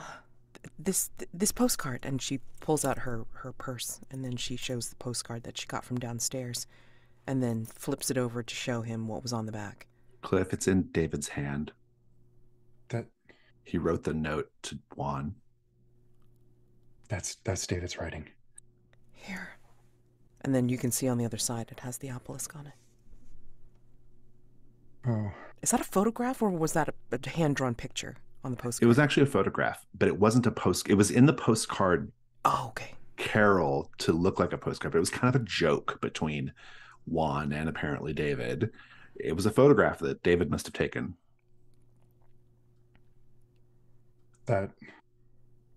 Why would it be there? What? I don't know. We should tell the others. Yeah. Ernest would want to know about Godfrey. And then, she would have you, I guess, go into the bathroom next door, and then, have at least, splash some water on your face or drink a little bit or something, and then, we would go look for Dolly and Ernest and let them know what we found. What are you doing, Dolly and Ernest? I'm making a torn sheet ladder to climb out the window and go to the speakeasy. I think Ernest is asking Dolly, what is the plan here? I'm going investigating. You coming?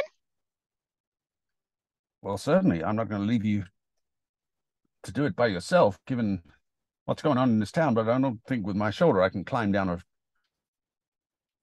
from the second story. This is a fair point. I mean, I suppose I could try carrying you on my back. Why aren't you all just taking the stairs out of curiosity? I don't want the constable to know I'm going out. Oh, you don't want. Okay, that's fair. Yeah. I think perhaps I'll make an excuse and I'll meet you outside. All right. This is the more fun way, but you do you. It does look fun. Rip. Indeed. Well, Cliff and Nina, you might run into Ernest out in the hall then. Where are you going? We got some news about Professor Godfrey. You do? Yes. And then, if Cliff has the book out, then at least we can show you the ledger. He bought a book, something nameless cults. I have that book with me. Ernest has the book. I bought it from his office at the university. So he made it back to the university. No, he never came until... He mail-ordered the book, right? Yeah, he mail-ordered the book. Right. Oh, so he got it from here and then came? And he left the book behind? What is it? The book? I don't know. I've barely looked at the damn thing. Perhaps I should, but... Would you like to? I think Can't be worse than Dolly's. I will retrieve it from my room, but then realizing when Cliff mentions Dolly, I'll say, but Miss Mason, Dolly she's outside. I promised to meet her. I don't think I should let her go to the Changeling by herself. She went out. She's not an investigator. She's an adventurer. She is, and I think that's an admirable quality myself. Here, would you like to take a look at this book while I go make certain she's okay? Do so. But, I mean, your shoulder.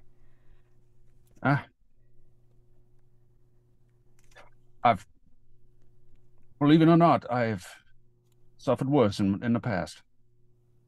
Writing is more dangerous than I thought. Yes. Oh, it's the gathering of the material for the writing that is the dangerous part.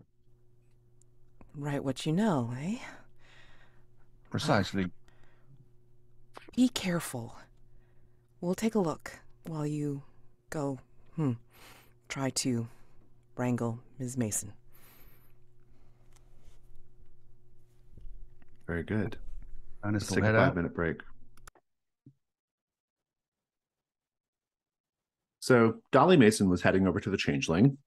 I'm not going to make you roll to climb down the window, even though I think it probably falls under the purview of a roll. I'm not going to do it because no one's after you. And Cliff, you were doing what? We just caught up with Ernest. That's right. And then we were going to look at the Nameless Cults. Nameless Cults, that's right. Nina, what are you doing? I was going to look at the Nameless Cults book with Cliff as Ernest goes chasing. Oh, and Ernest is going after Dolly. That's right. Ernest, you run into Constable Garcia, and as you're in the lobby, and he says, "Remember what I said earlier. Be careful out there." I just need to take a little air. This shoulder of mine is giving me some trouble. All right, then. Everybody else, though, I gather, is safely tucked in for the night? Oh, yes. It seems so. With all the excitement today, everyone's taken to their beds quite early. And yet the man who got shot is running around. But that's all right. Go get your air. Oh, I won't be long, sir. Meanwhile, Dolly Mason at the Changeling. What a name for a club. That's a Well, if local it's like one tavern. of those speakeasies that like when the cops come, they flip all the, in the movies, they flip all the tables over and turn it to look like something else. This actually just has the look of like an old West saloon, actually. Um, the building looks like it's probably over 150 years old. There's one story. There's a bar. There's 12 tables, probably some sort of back room and a cellar to keep things cold. I think when you walk up, a tall man with black hair and high planed cheeks and bright green eyes comes up to you and says, welcome, welcome. We're a private club, ma'am, private establishment. The fee entitles you to enjoy whatever amenities are available in the club. We by no means are selling alcohol. What we sell is club memberships. They are a little steep at $5, but well, gotta run a business, don't I? Well, I've always wanted to be part of an exclusive club, Yes, and I think, ma'am. do I give the money to you? You giving out the cards out here, Oh, or? yes, yes, yes. Well, it's just a sort of a wink and a nod here. There's no paperwork or anything. Oh, good. I don't want my name written down anywhere, you see. Of course not. Of course not. And you can give him the $5. Oh, I'm gonna hold out the $5. I don't know if it's coins or what. But before he grabs, I'm gonna say, what kind of amenities are you talking about here? Well, um, the kind that are frowned upon because of their alcoholic content. Oh, I mean, other than that. Oh, well, what else would you be here for, ma'am? All right, fair enough. Hands over the money. There are actually quite a few people in the bar. Since you're probably on the lookout for it, you do see some presumed Diaz's and Vilheila-Pereiras, but actually most of the people look like they're just regular folk. There are other people who live in town who are not Diaz's and Vilheila-Pereiras, after all. Am I able to catch up with Dolly by? You can, and you get the same spiel. It's $5. Yeah, I think Ernest is in quite a hurry to make sure that she's not getting in too deep. Indeed. Without a backup. Are there any other women in the club?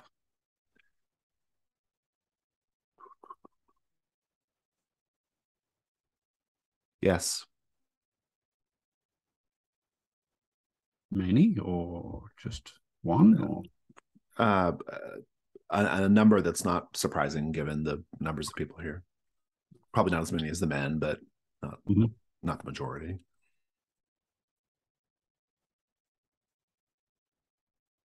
None of the women have the look. None of them, did you say?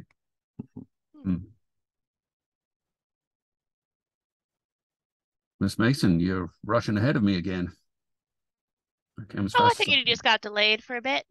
I knew you'd be along shortly. This Oh, this place is jiving, isn't it? it looks quite the spot. They're livelier than the whole rest of the town put together. Yeah, a lot more people here than I expected too. Where do you think they all hang out during the day? Don't Well, seem that like is a nobody here good works, question. aside from it, the few scant stores. Maybe they earn agricultural business out of that barn to the south of town. Well, Juan did say that was Not. Gilberto, who must have been listening to your conversation, says, "Oh, most folks around here are in meat processing." Is that Oh, correct? are you a meat processor yourself? No, I run the Changeling. It's enough business for one man. Trust me. That's fair. We only have one type of hooch here, so I hope it's okay with you. It is gin of the bathtub variety, and he pours you a couple glasses. Well, it's a bit of a sad drink, but I'm sure I'll find a way to make it happy. And I think she's Mm. gonna raise a glass and she's gonna look around and see if she can catch the eye of any lonely looking guy in this place That's to probably not too raise her much glass trouble. to. Yeah, Probably yeah, not, no. yeah, yeah. To kind of raise her glass to is trying to find her mark to get information from. Ernest, are you gonna drink? Oh yeah. And And you said this man's name was what? Sorry, this is Hilberto. Hilberto Diaz. Yeah. I think I'll try and engage him in a little conversation. So this is quite a lively spot here. Well, there's not much to do in Castronegro, unfortunately. This is about the limits of what constitutes a social life in this town.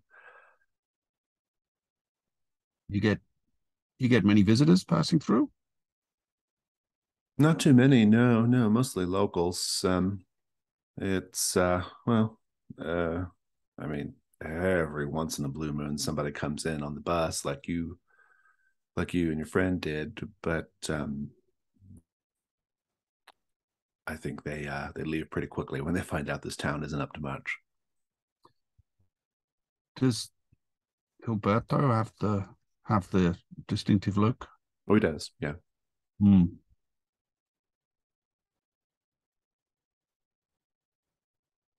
Matter of fact, I had a friend who came out this way Oh, while a little while back, hmm.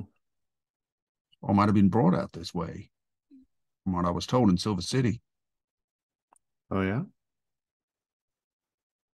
A Professor Godfrey. You wouldn't have met him by any chance.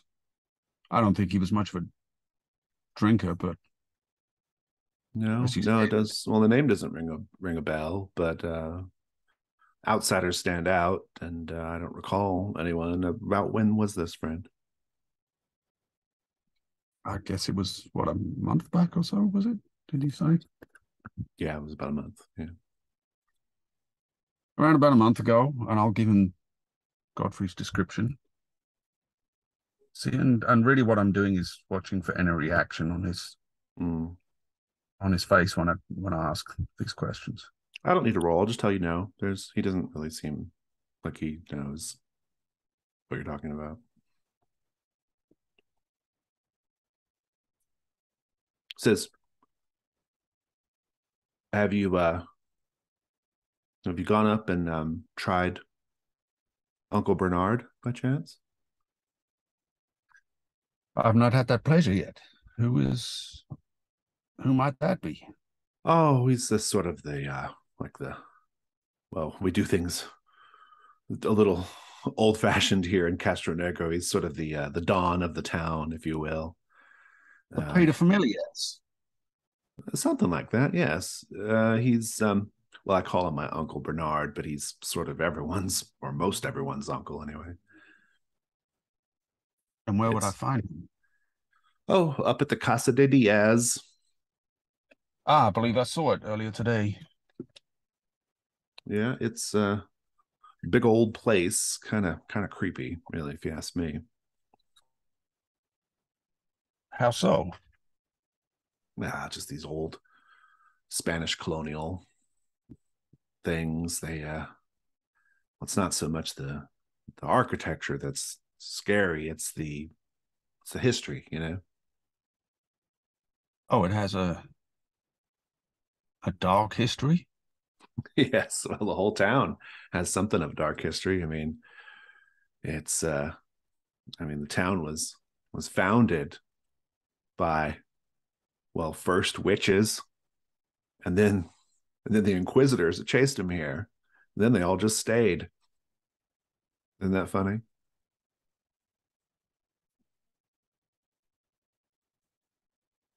Dogs and cats lying down together type of situation. Is that what you're telling me? I'm sure it must have felt very strange to them back then.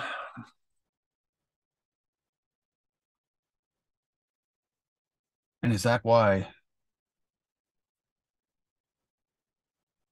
there might be a statue of what looks to me like death in the church up in the tower? I went there to get the lay of the land when I first arrived. Oh, yeah. Well, that's a whole other story. And he goes to help another patron.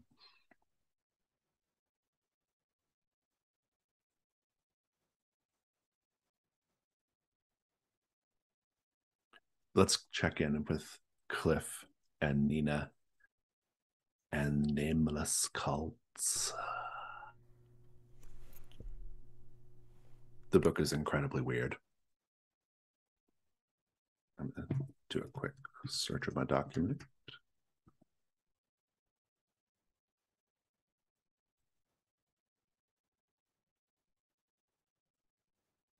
It is a translation of the original German, Unausprechlichen Kulten, and essentially what it is, let's see how I want to describe this. It's about cults that worship pre-human deities.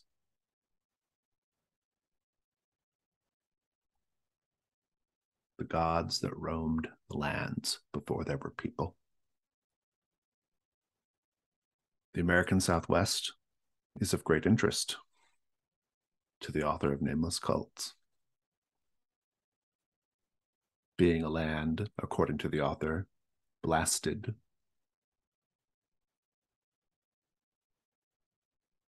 to nothingness when such gods make war with each other.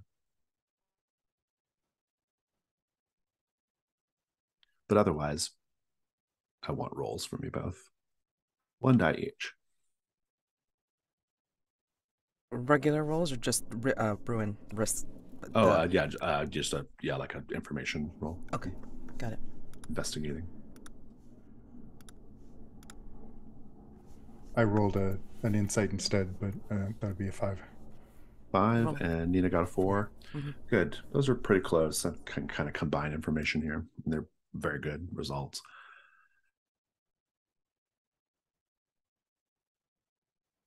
The cult that this German author believed was active in this area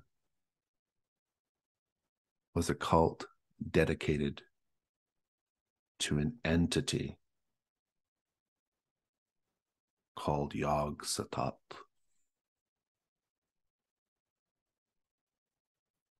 A dreaming god. A god that dreams, caught in its stasis. The cult wishes to awaken it through various types of sacrifice. Perhaps most interestingly, there's a rendering of the obelisk on one of the pages.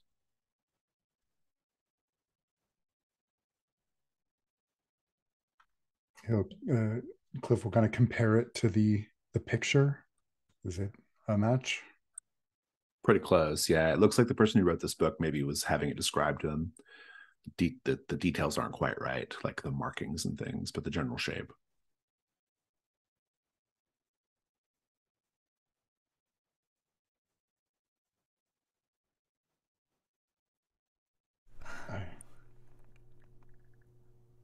I don't know what to make of this.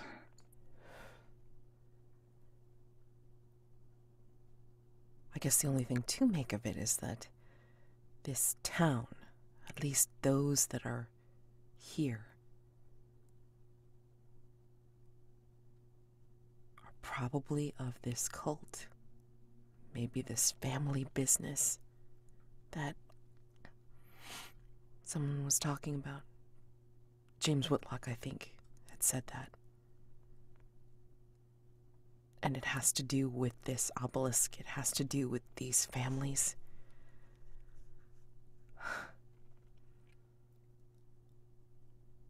But why?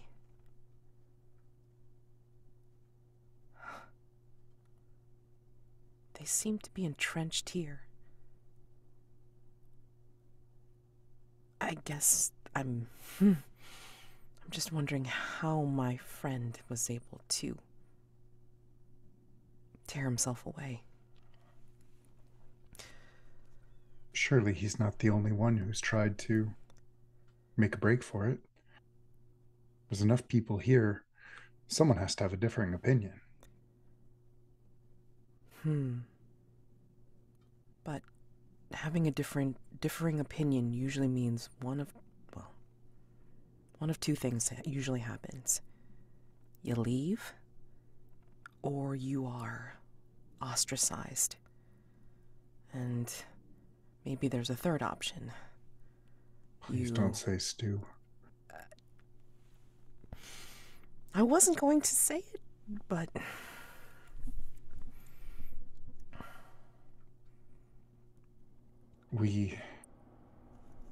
do we call the police, the FBI?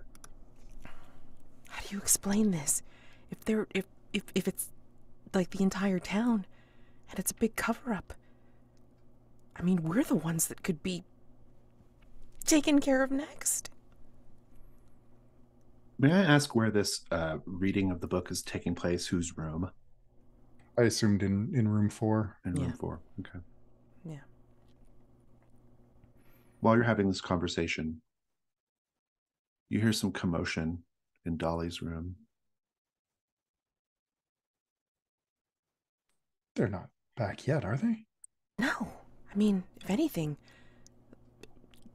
Ernest would have come by here.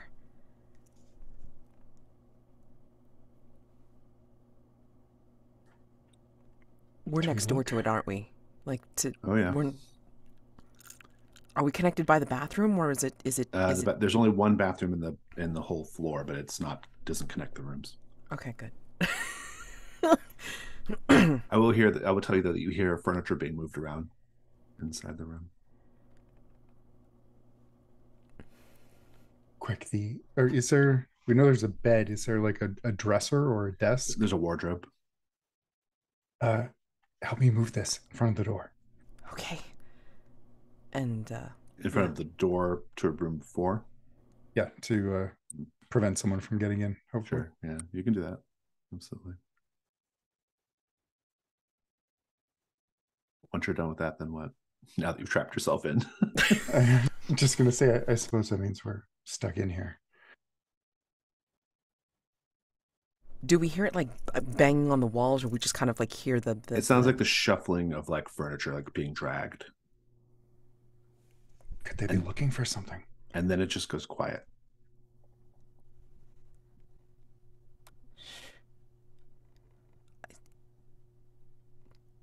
What would they be looking for? Our luggage? Dolly's luggage?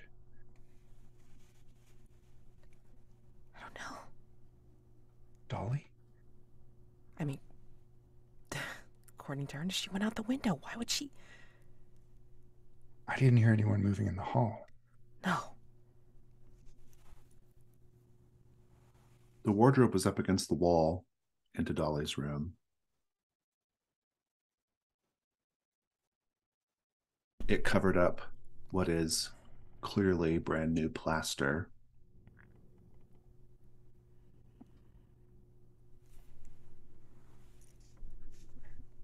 That's different. That's new. Very new. Start poking around at it gently. It's very soft. You can poke your finger right into Dolly's room, in fact.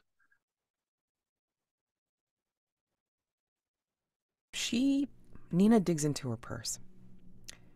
And a few things that she has in it is not only like medical scissors, but she also happens to have a scalpel in there. And she kind of like uses the scalpel to try to scrape away at this fresh or fresher plaster to see if she can kind of... You scrape away a bit of the plaster to see a vivid green eye staring at you from the other side. Make an insight roll. Damn it!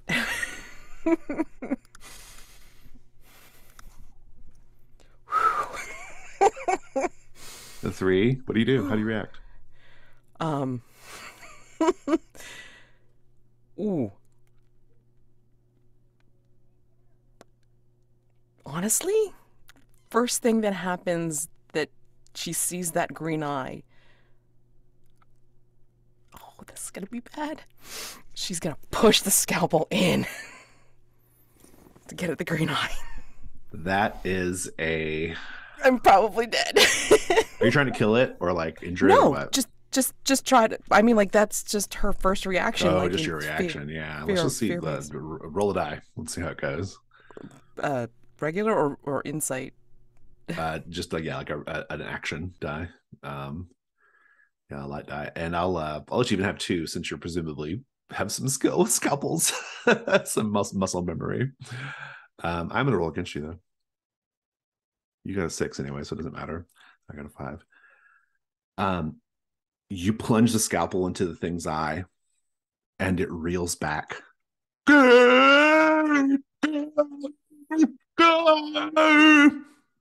And you hear it crashing out the window.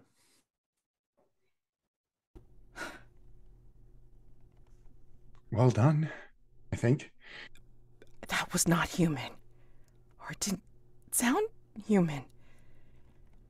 That was another green-eyed person? And she's hesitating over the word person.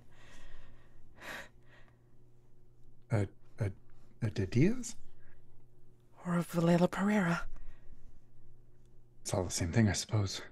Yeah. We should maybe see if we can find what I was looking for while it's preoccupied. Yeah. And then we'll move the wardrobe back out of the way and see about going into Dolly's room, I guess. Indeed. She has that scalpel in hand. Meanwhile, Dolly, yeah, you can probably get the attention of a local. Do you want a Diaz or Vilheila-Pereira, or just a regular local or another local? I think probably a non-Diaz or Vilheila-Pereira. I think there's probably like a young man there. He looks really similar to Juan, actually. Blonde hair, lanky. He says, "Oh, you must be one of the people staying at the hotel." I'm gonna sit down next to him and maybe wave over a drink for him. Yeah. Says, Sure am. What do you I'm think Dolly of Castronegro? Mason. Dolly, hi, it's very nice to meet you. You sure are as pretty as a Dolly. Oh, you flirt. Mm. Well, so what brings you to Castronegro? Oh, just seeing the sights. It's quite the interesting little town you've got here. How long have you lived here? Oh, all my life. Yeah, you're born here?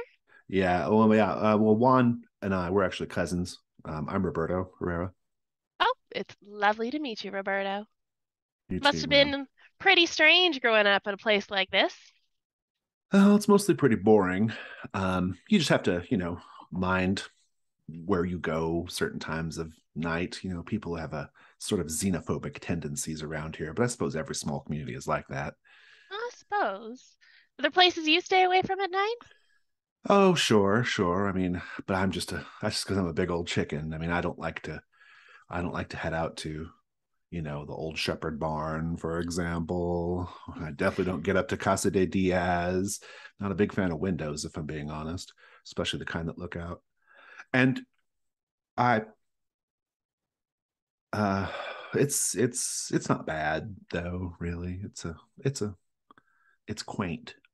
I must say, I'm very surprised, strapping young man like you. You look like you'd be the heart of braveness. Oh, well, maybe. I've got witch blood. You know that, right, ma'am? Oh, from what I hear, everybody in this town does. Oh no, only some of us do. Oh, Yeah, well, um, are you casting a spell on me right now? oh, he blushes. I don't know about that, man. I well, we don't get many people from out of town, that's all. Must make it pretty lonely for young single man like yourself. Oh, yes, yes. Single, yeah, yeah, it's Castronegro is not the kind of place that inspires ardor. Yeah, I've heard that. Exactly that, even. Strange. Hmm. So How's your you must, gin? oh, well, it's a sad drink, but I try and keep it happy. You can go into the investigation roll at this point. I think probably just one die. Yeah, that's fair. A 3. I would like to add some insight to this. Go for I it. feel Yeah. like He might give you the goods. I want him to give me the goods. I want Yeah, information. But that's even worse too. He says, um, so Juan told me a little bit about what you're all doing out here. Seems like maybe some of your friends, I guess, are here looking for people who went missing. yeah, here there's well, He leans some in talk that close. quite a few people go missing. He leans in close. She leans in closer. If anyone has gone missing in this town, they're in one of 3 places, ma'am. Where's that? Well, they're either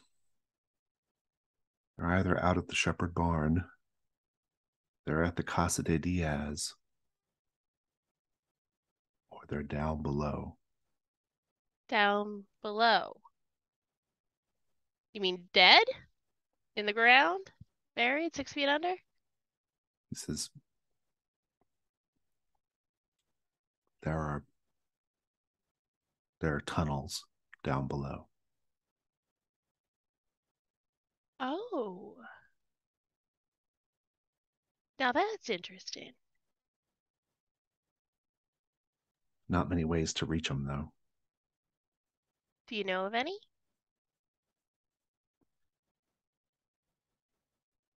Felipe Diaz walks across the bar and very pointedly closes the curtain,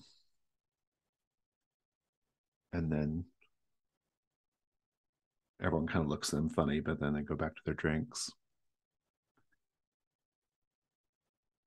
And Roberto looks up and says, gotta mind those windows.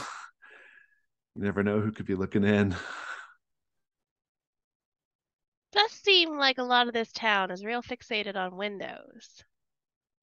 I have a window in my hotel room if you wanted to come and check that out. He says, Protect me from it. he leans forward and says, they say the eyes are the windows of the soul.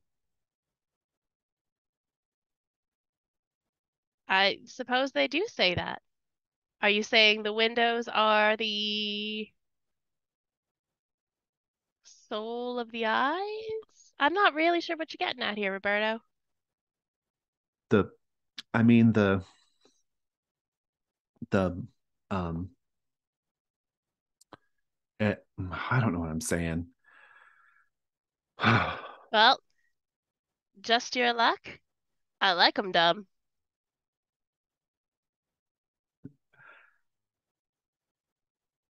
think that probably there's nothing else to learn in the bar.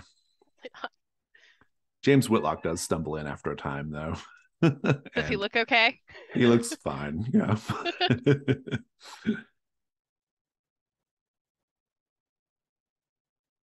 At this point, everything seems to be pointing to the Shepherd Barn, the obelisk, and the Casa de Diaz.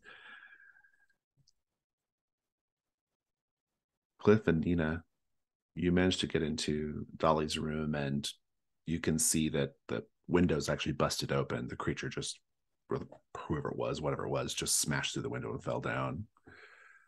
By the time you move the wardrobe out of the way and then get in there and look, you don't see anything down there. They must have survived the fall and ran off.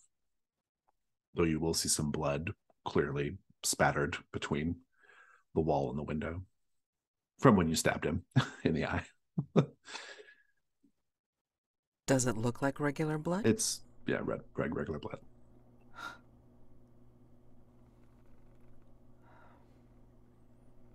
Well, at the very least,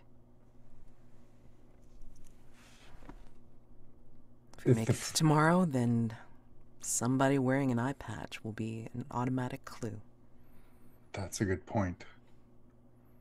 The furniture in the room that we heard being shuffled around, is it left shuffled or has it all been returned?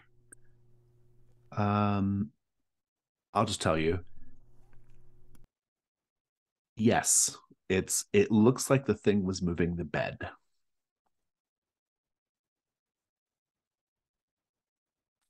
We should see what it was looking for. Maybe it's under the bed, the floorboards. You can make a roll.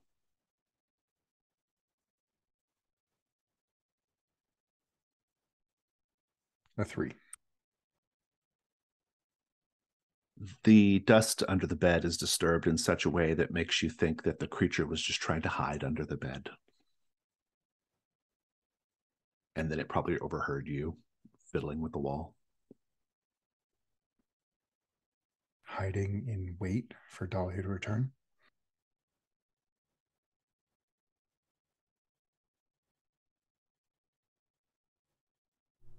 What is it about this room? We heard, Ernest and I had heard somebody, something come into this room earlier today when I was fixing his shoulder. Well, that explains the blood on my bed, but yeah, I'm so sorry. I mean, no, it was a windowless room. Yeah, no, if they're coming in through the window, it makes sense. Yes. And maybe that's just it. There's access. But I mean, if they're lying in wait for Dolly or anybody here in the room, to what purpose? Kidnapping? I mean, maybe that's how people get to the barn.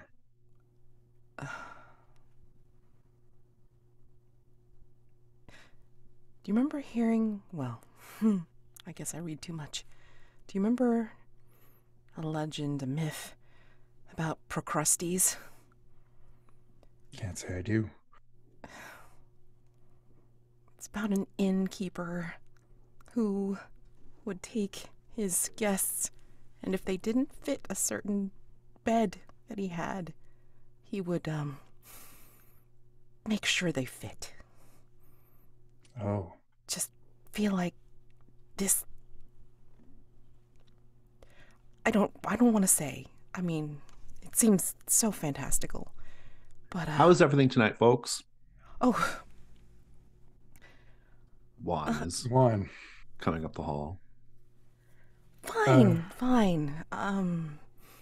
Yeah, just I was checking on Cliff here and making sure that he was okay. We heard disturbance here. Oh, well, I could. Well, should I go tell the constable or? Is he still here? Oh, no. I'm pretty sure he's probably wandered off by now. But well, I just came up to see if anybody needed anything before you turned in for the nightcap. If you're feeling peckish after all, you didn't eat dinner, I could heat up something for you for sure. Just trying to be a good proprietor. We're fine. Thank you. Okay. If you happen to see Ms. Mason or Mr. Pickett, please let them know that I'll be up for a couple more hours if they need anything. Thank you. Thank you very much. Have a good rest tonight. Okay. I will. Does Does your room have a window? Oh, no.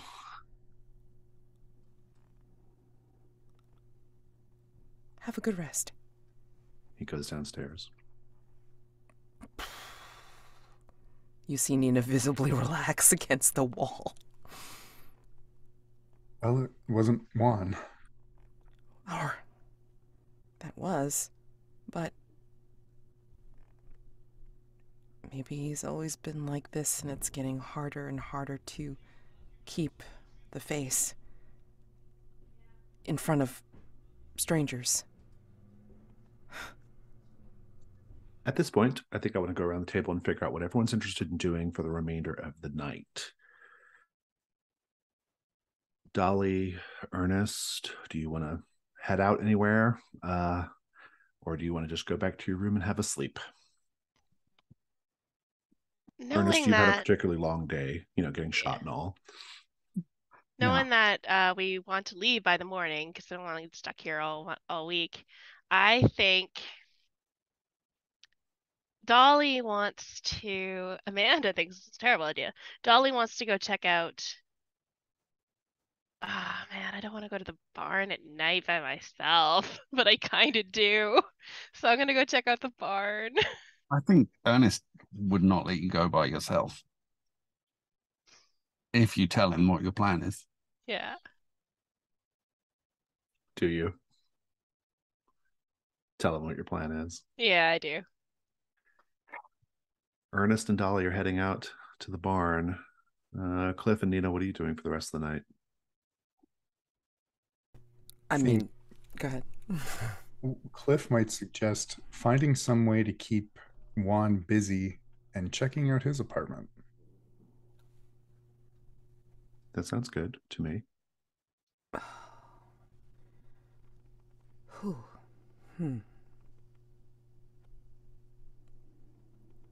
Nina?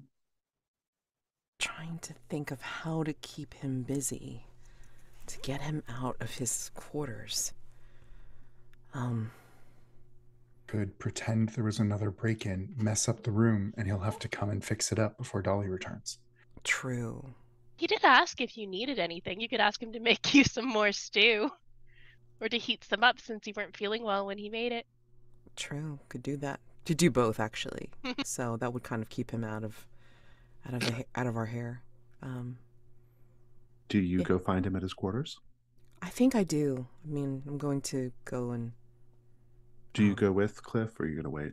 Or at least, shadow Nina, so this way it's like, you're aware of, when he leaves his room. Yeah, I think that. Pretend that he's tucked up in his room, but be standing by. Good. Dolly and Ernest, you see Shepherd Barn. It is all that remains of a deserted farm a half-mile south of the town. An old gray, half-ruined barn. One side painted bright red.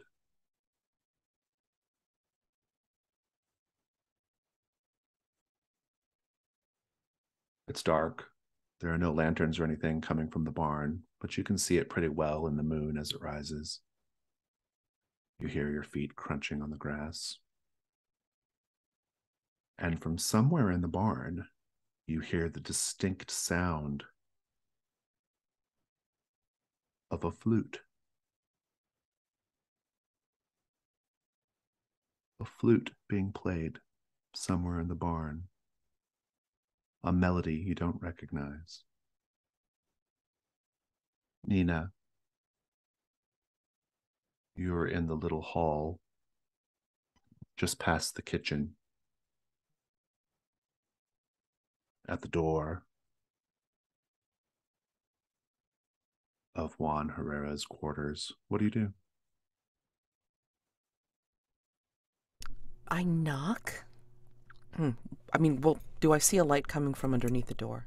You do. Okay. I will knock. Juan? This is, Nina. I was wondering if it was okay if... Something slams against the door. And then again. I mean, she kind of like looks behind her for Cliff and just like, what do I do? And then you hear, oh, Barak, Barak, Barak. Oh, she's running down the hallway towards Cliff. That'll conclude our session for today. Let's go to Stars and Wishes.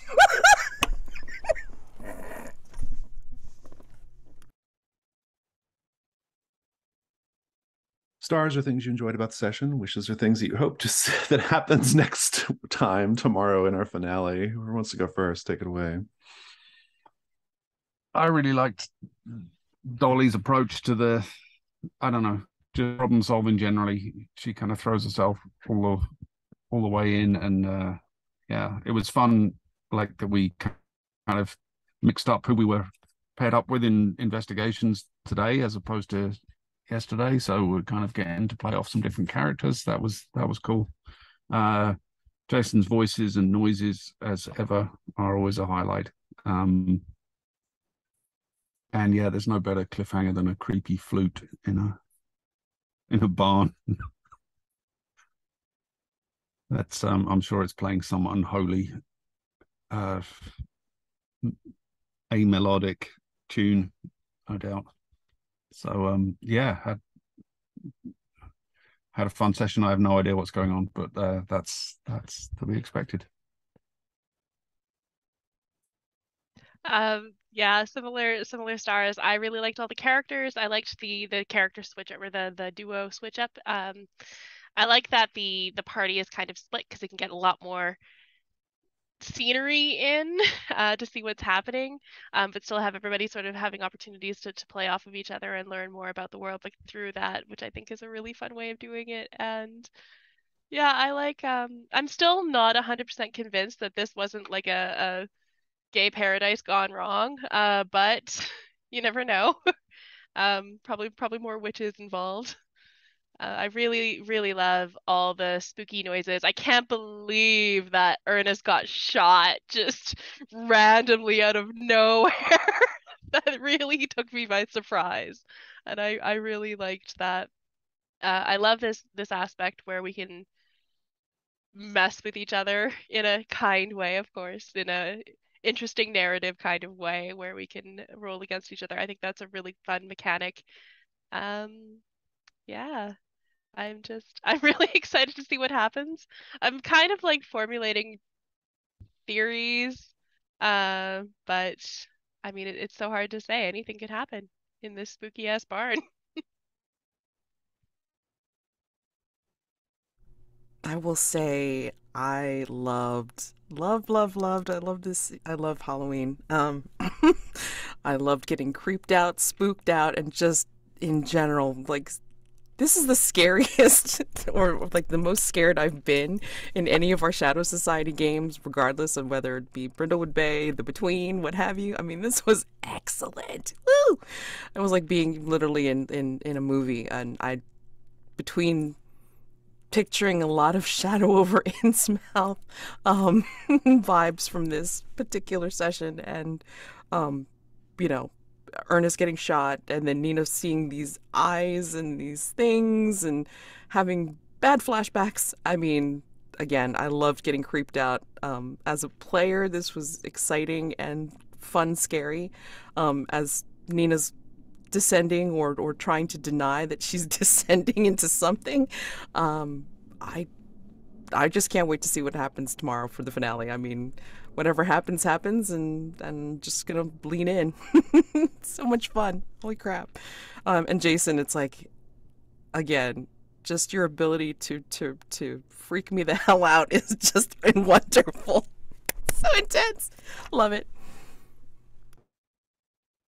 Yeah, stars for everything as above. I think I love the little Lovecraft call outs and references that keep popping up. And also, Jason, your cutting and cliffhanger technique is on point. The bopping between scenes at the best and worst possible moment is super effective. I'm looking forward to finally getting to see this barn and seeing what the hell's in Juan's room, or what's become of Juan.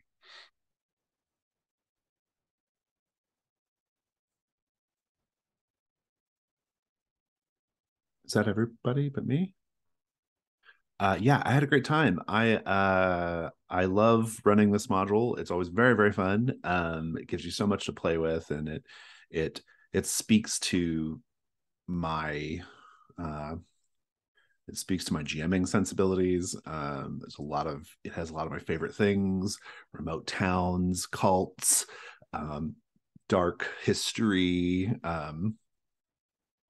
So yeah, I love all that. So the module always, Secret of Castronegro always does it for me. I really love it.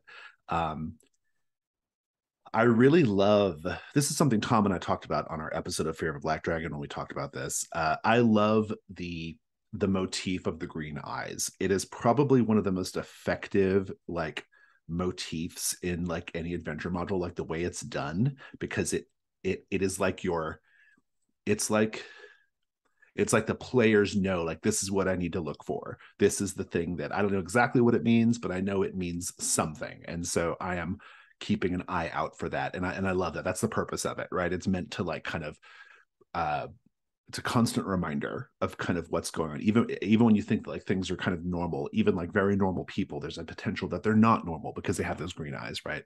And so I love all that. Everyone's doing a great job leaning into the investigation and really just doing uh, uh, yeah, just like playing their character, playing with this like sort of level of like fear that is needed, I think, for the characters. Although I do really appreciate Dolly's like sort of more almost like adventurous like kind of approach. I think it's a good counterpoint to everyone else being big chickens. So I like that a lot. um and another thing which is kind of a star in a way is I've run this a bunch, but I've never done the pot shot thing. This is the first time I've done the pot shot. It's in the module, and it actually worked really well. I really liked it. I thought it was a good moment in the story, so I was really happy with how that came out. I've always kind of discarded that whenever I've run it before, but it actually had this really nice effect of like you were all kind of getting into a comfortable rhythm. It had this way of like kind of saying no. Like you could get literally shot, like, like while you're just wandering around the streets. And I love that part of the module. I've always loved it theoretically, even though I've never used it, because it almost gives the module the feeling of like almost like a 1970s American cinema feel, like this sort of idea of like the real terror is just some crazy ass person with a gun, right? So it kind of has some of those vibes, which I like as well. So yeah, and wishes. I hope you get to go do all the other things. Barn, Obelisk, Casa de Diaz. So those are my wishes. Yeah, I'm definitely looking forward to figuring out what's going on in that barn. I'm sure Ernest is not, but I am.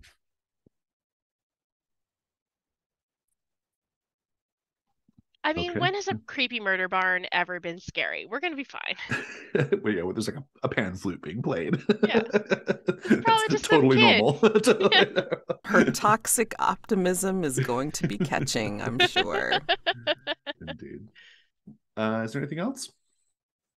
Okay, well, I'm gonna wave goodbye.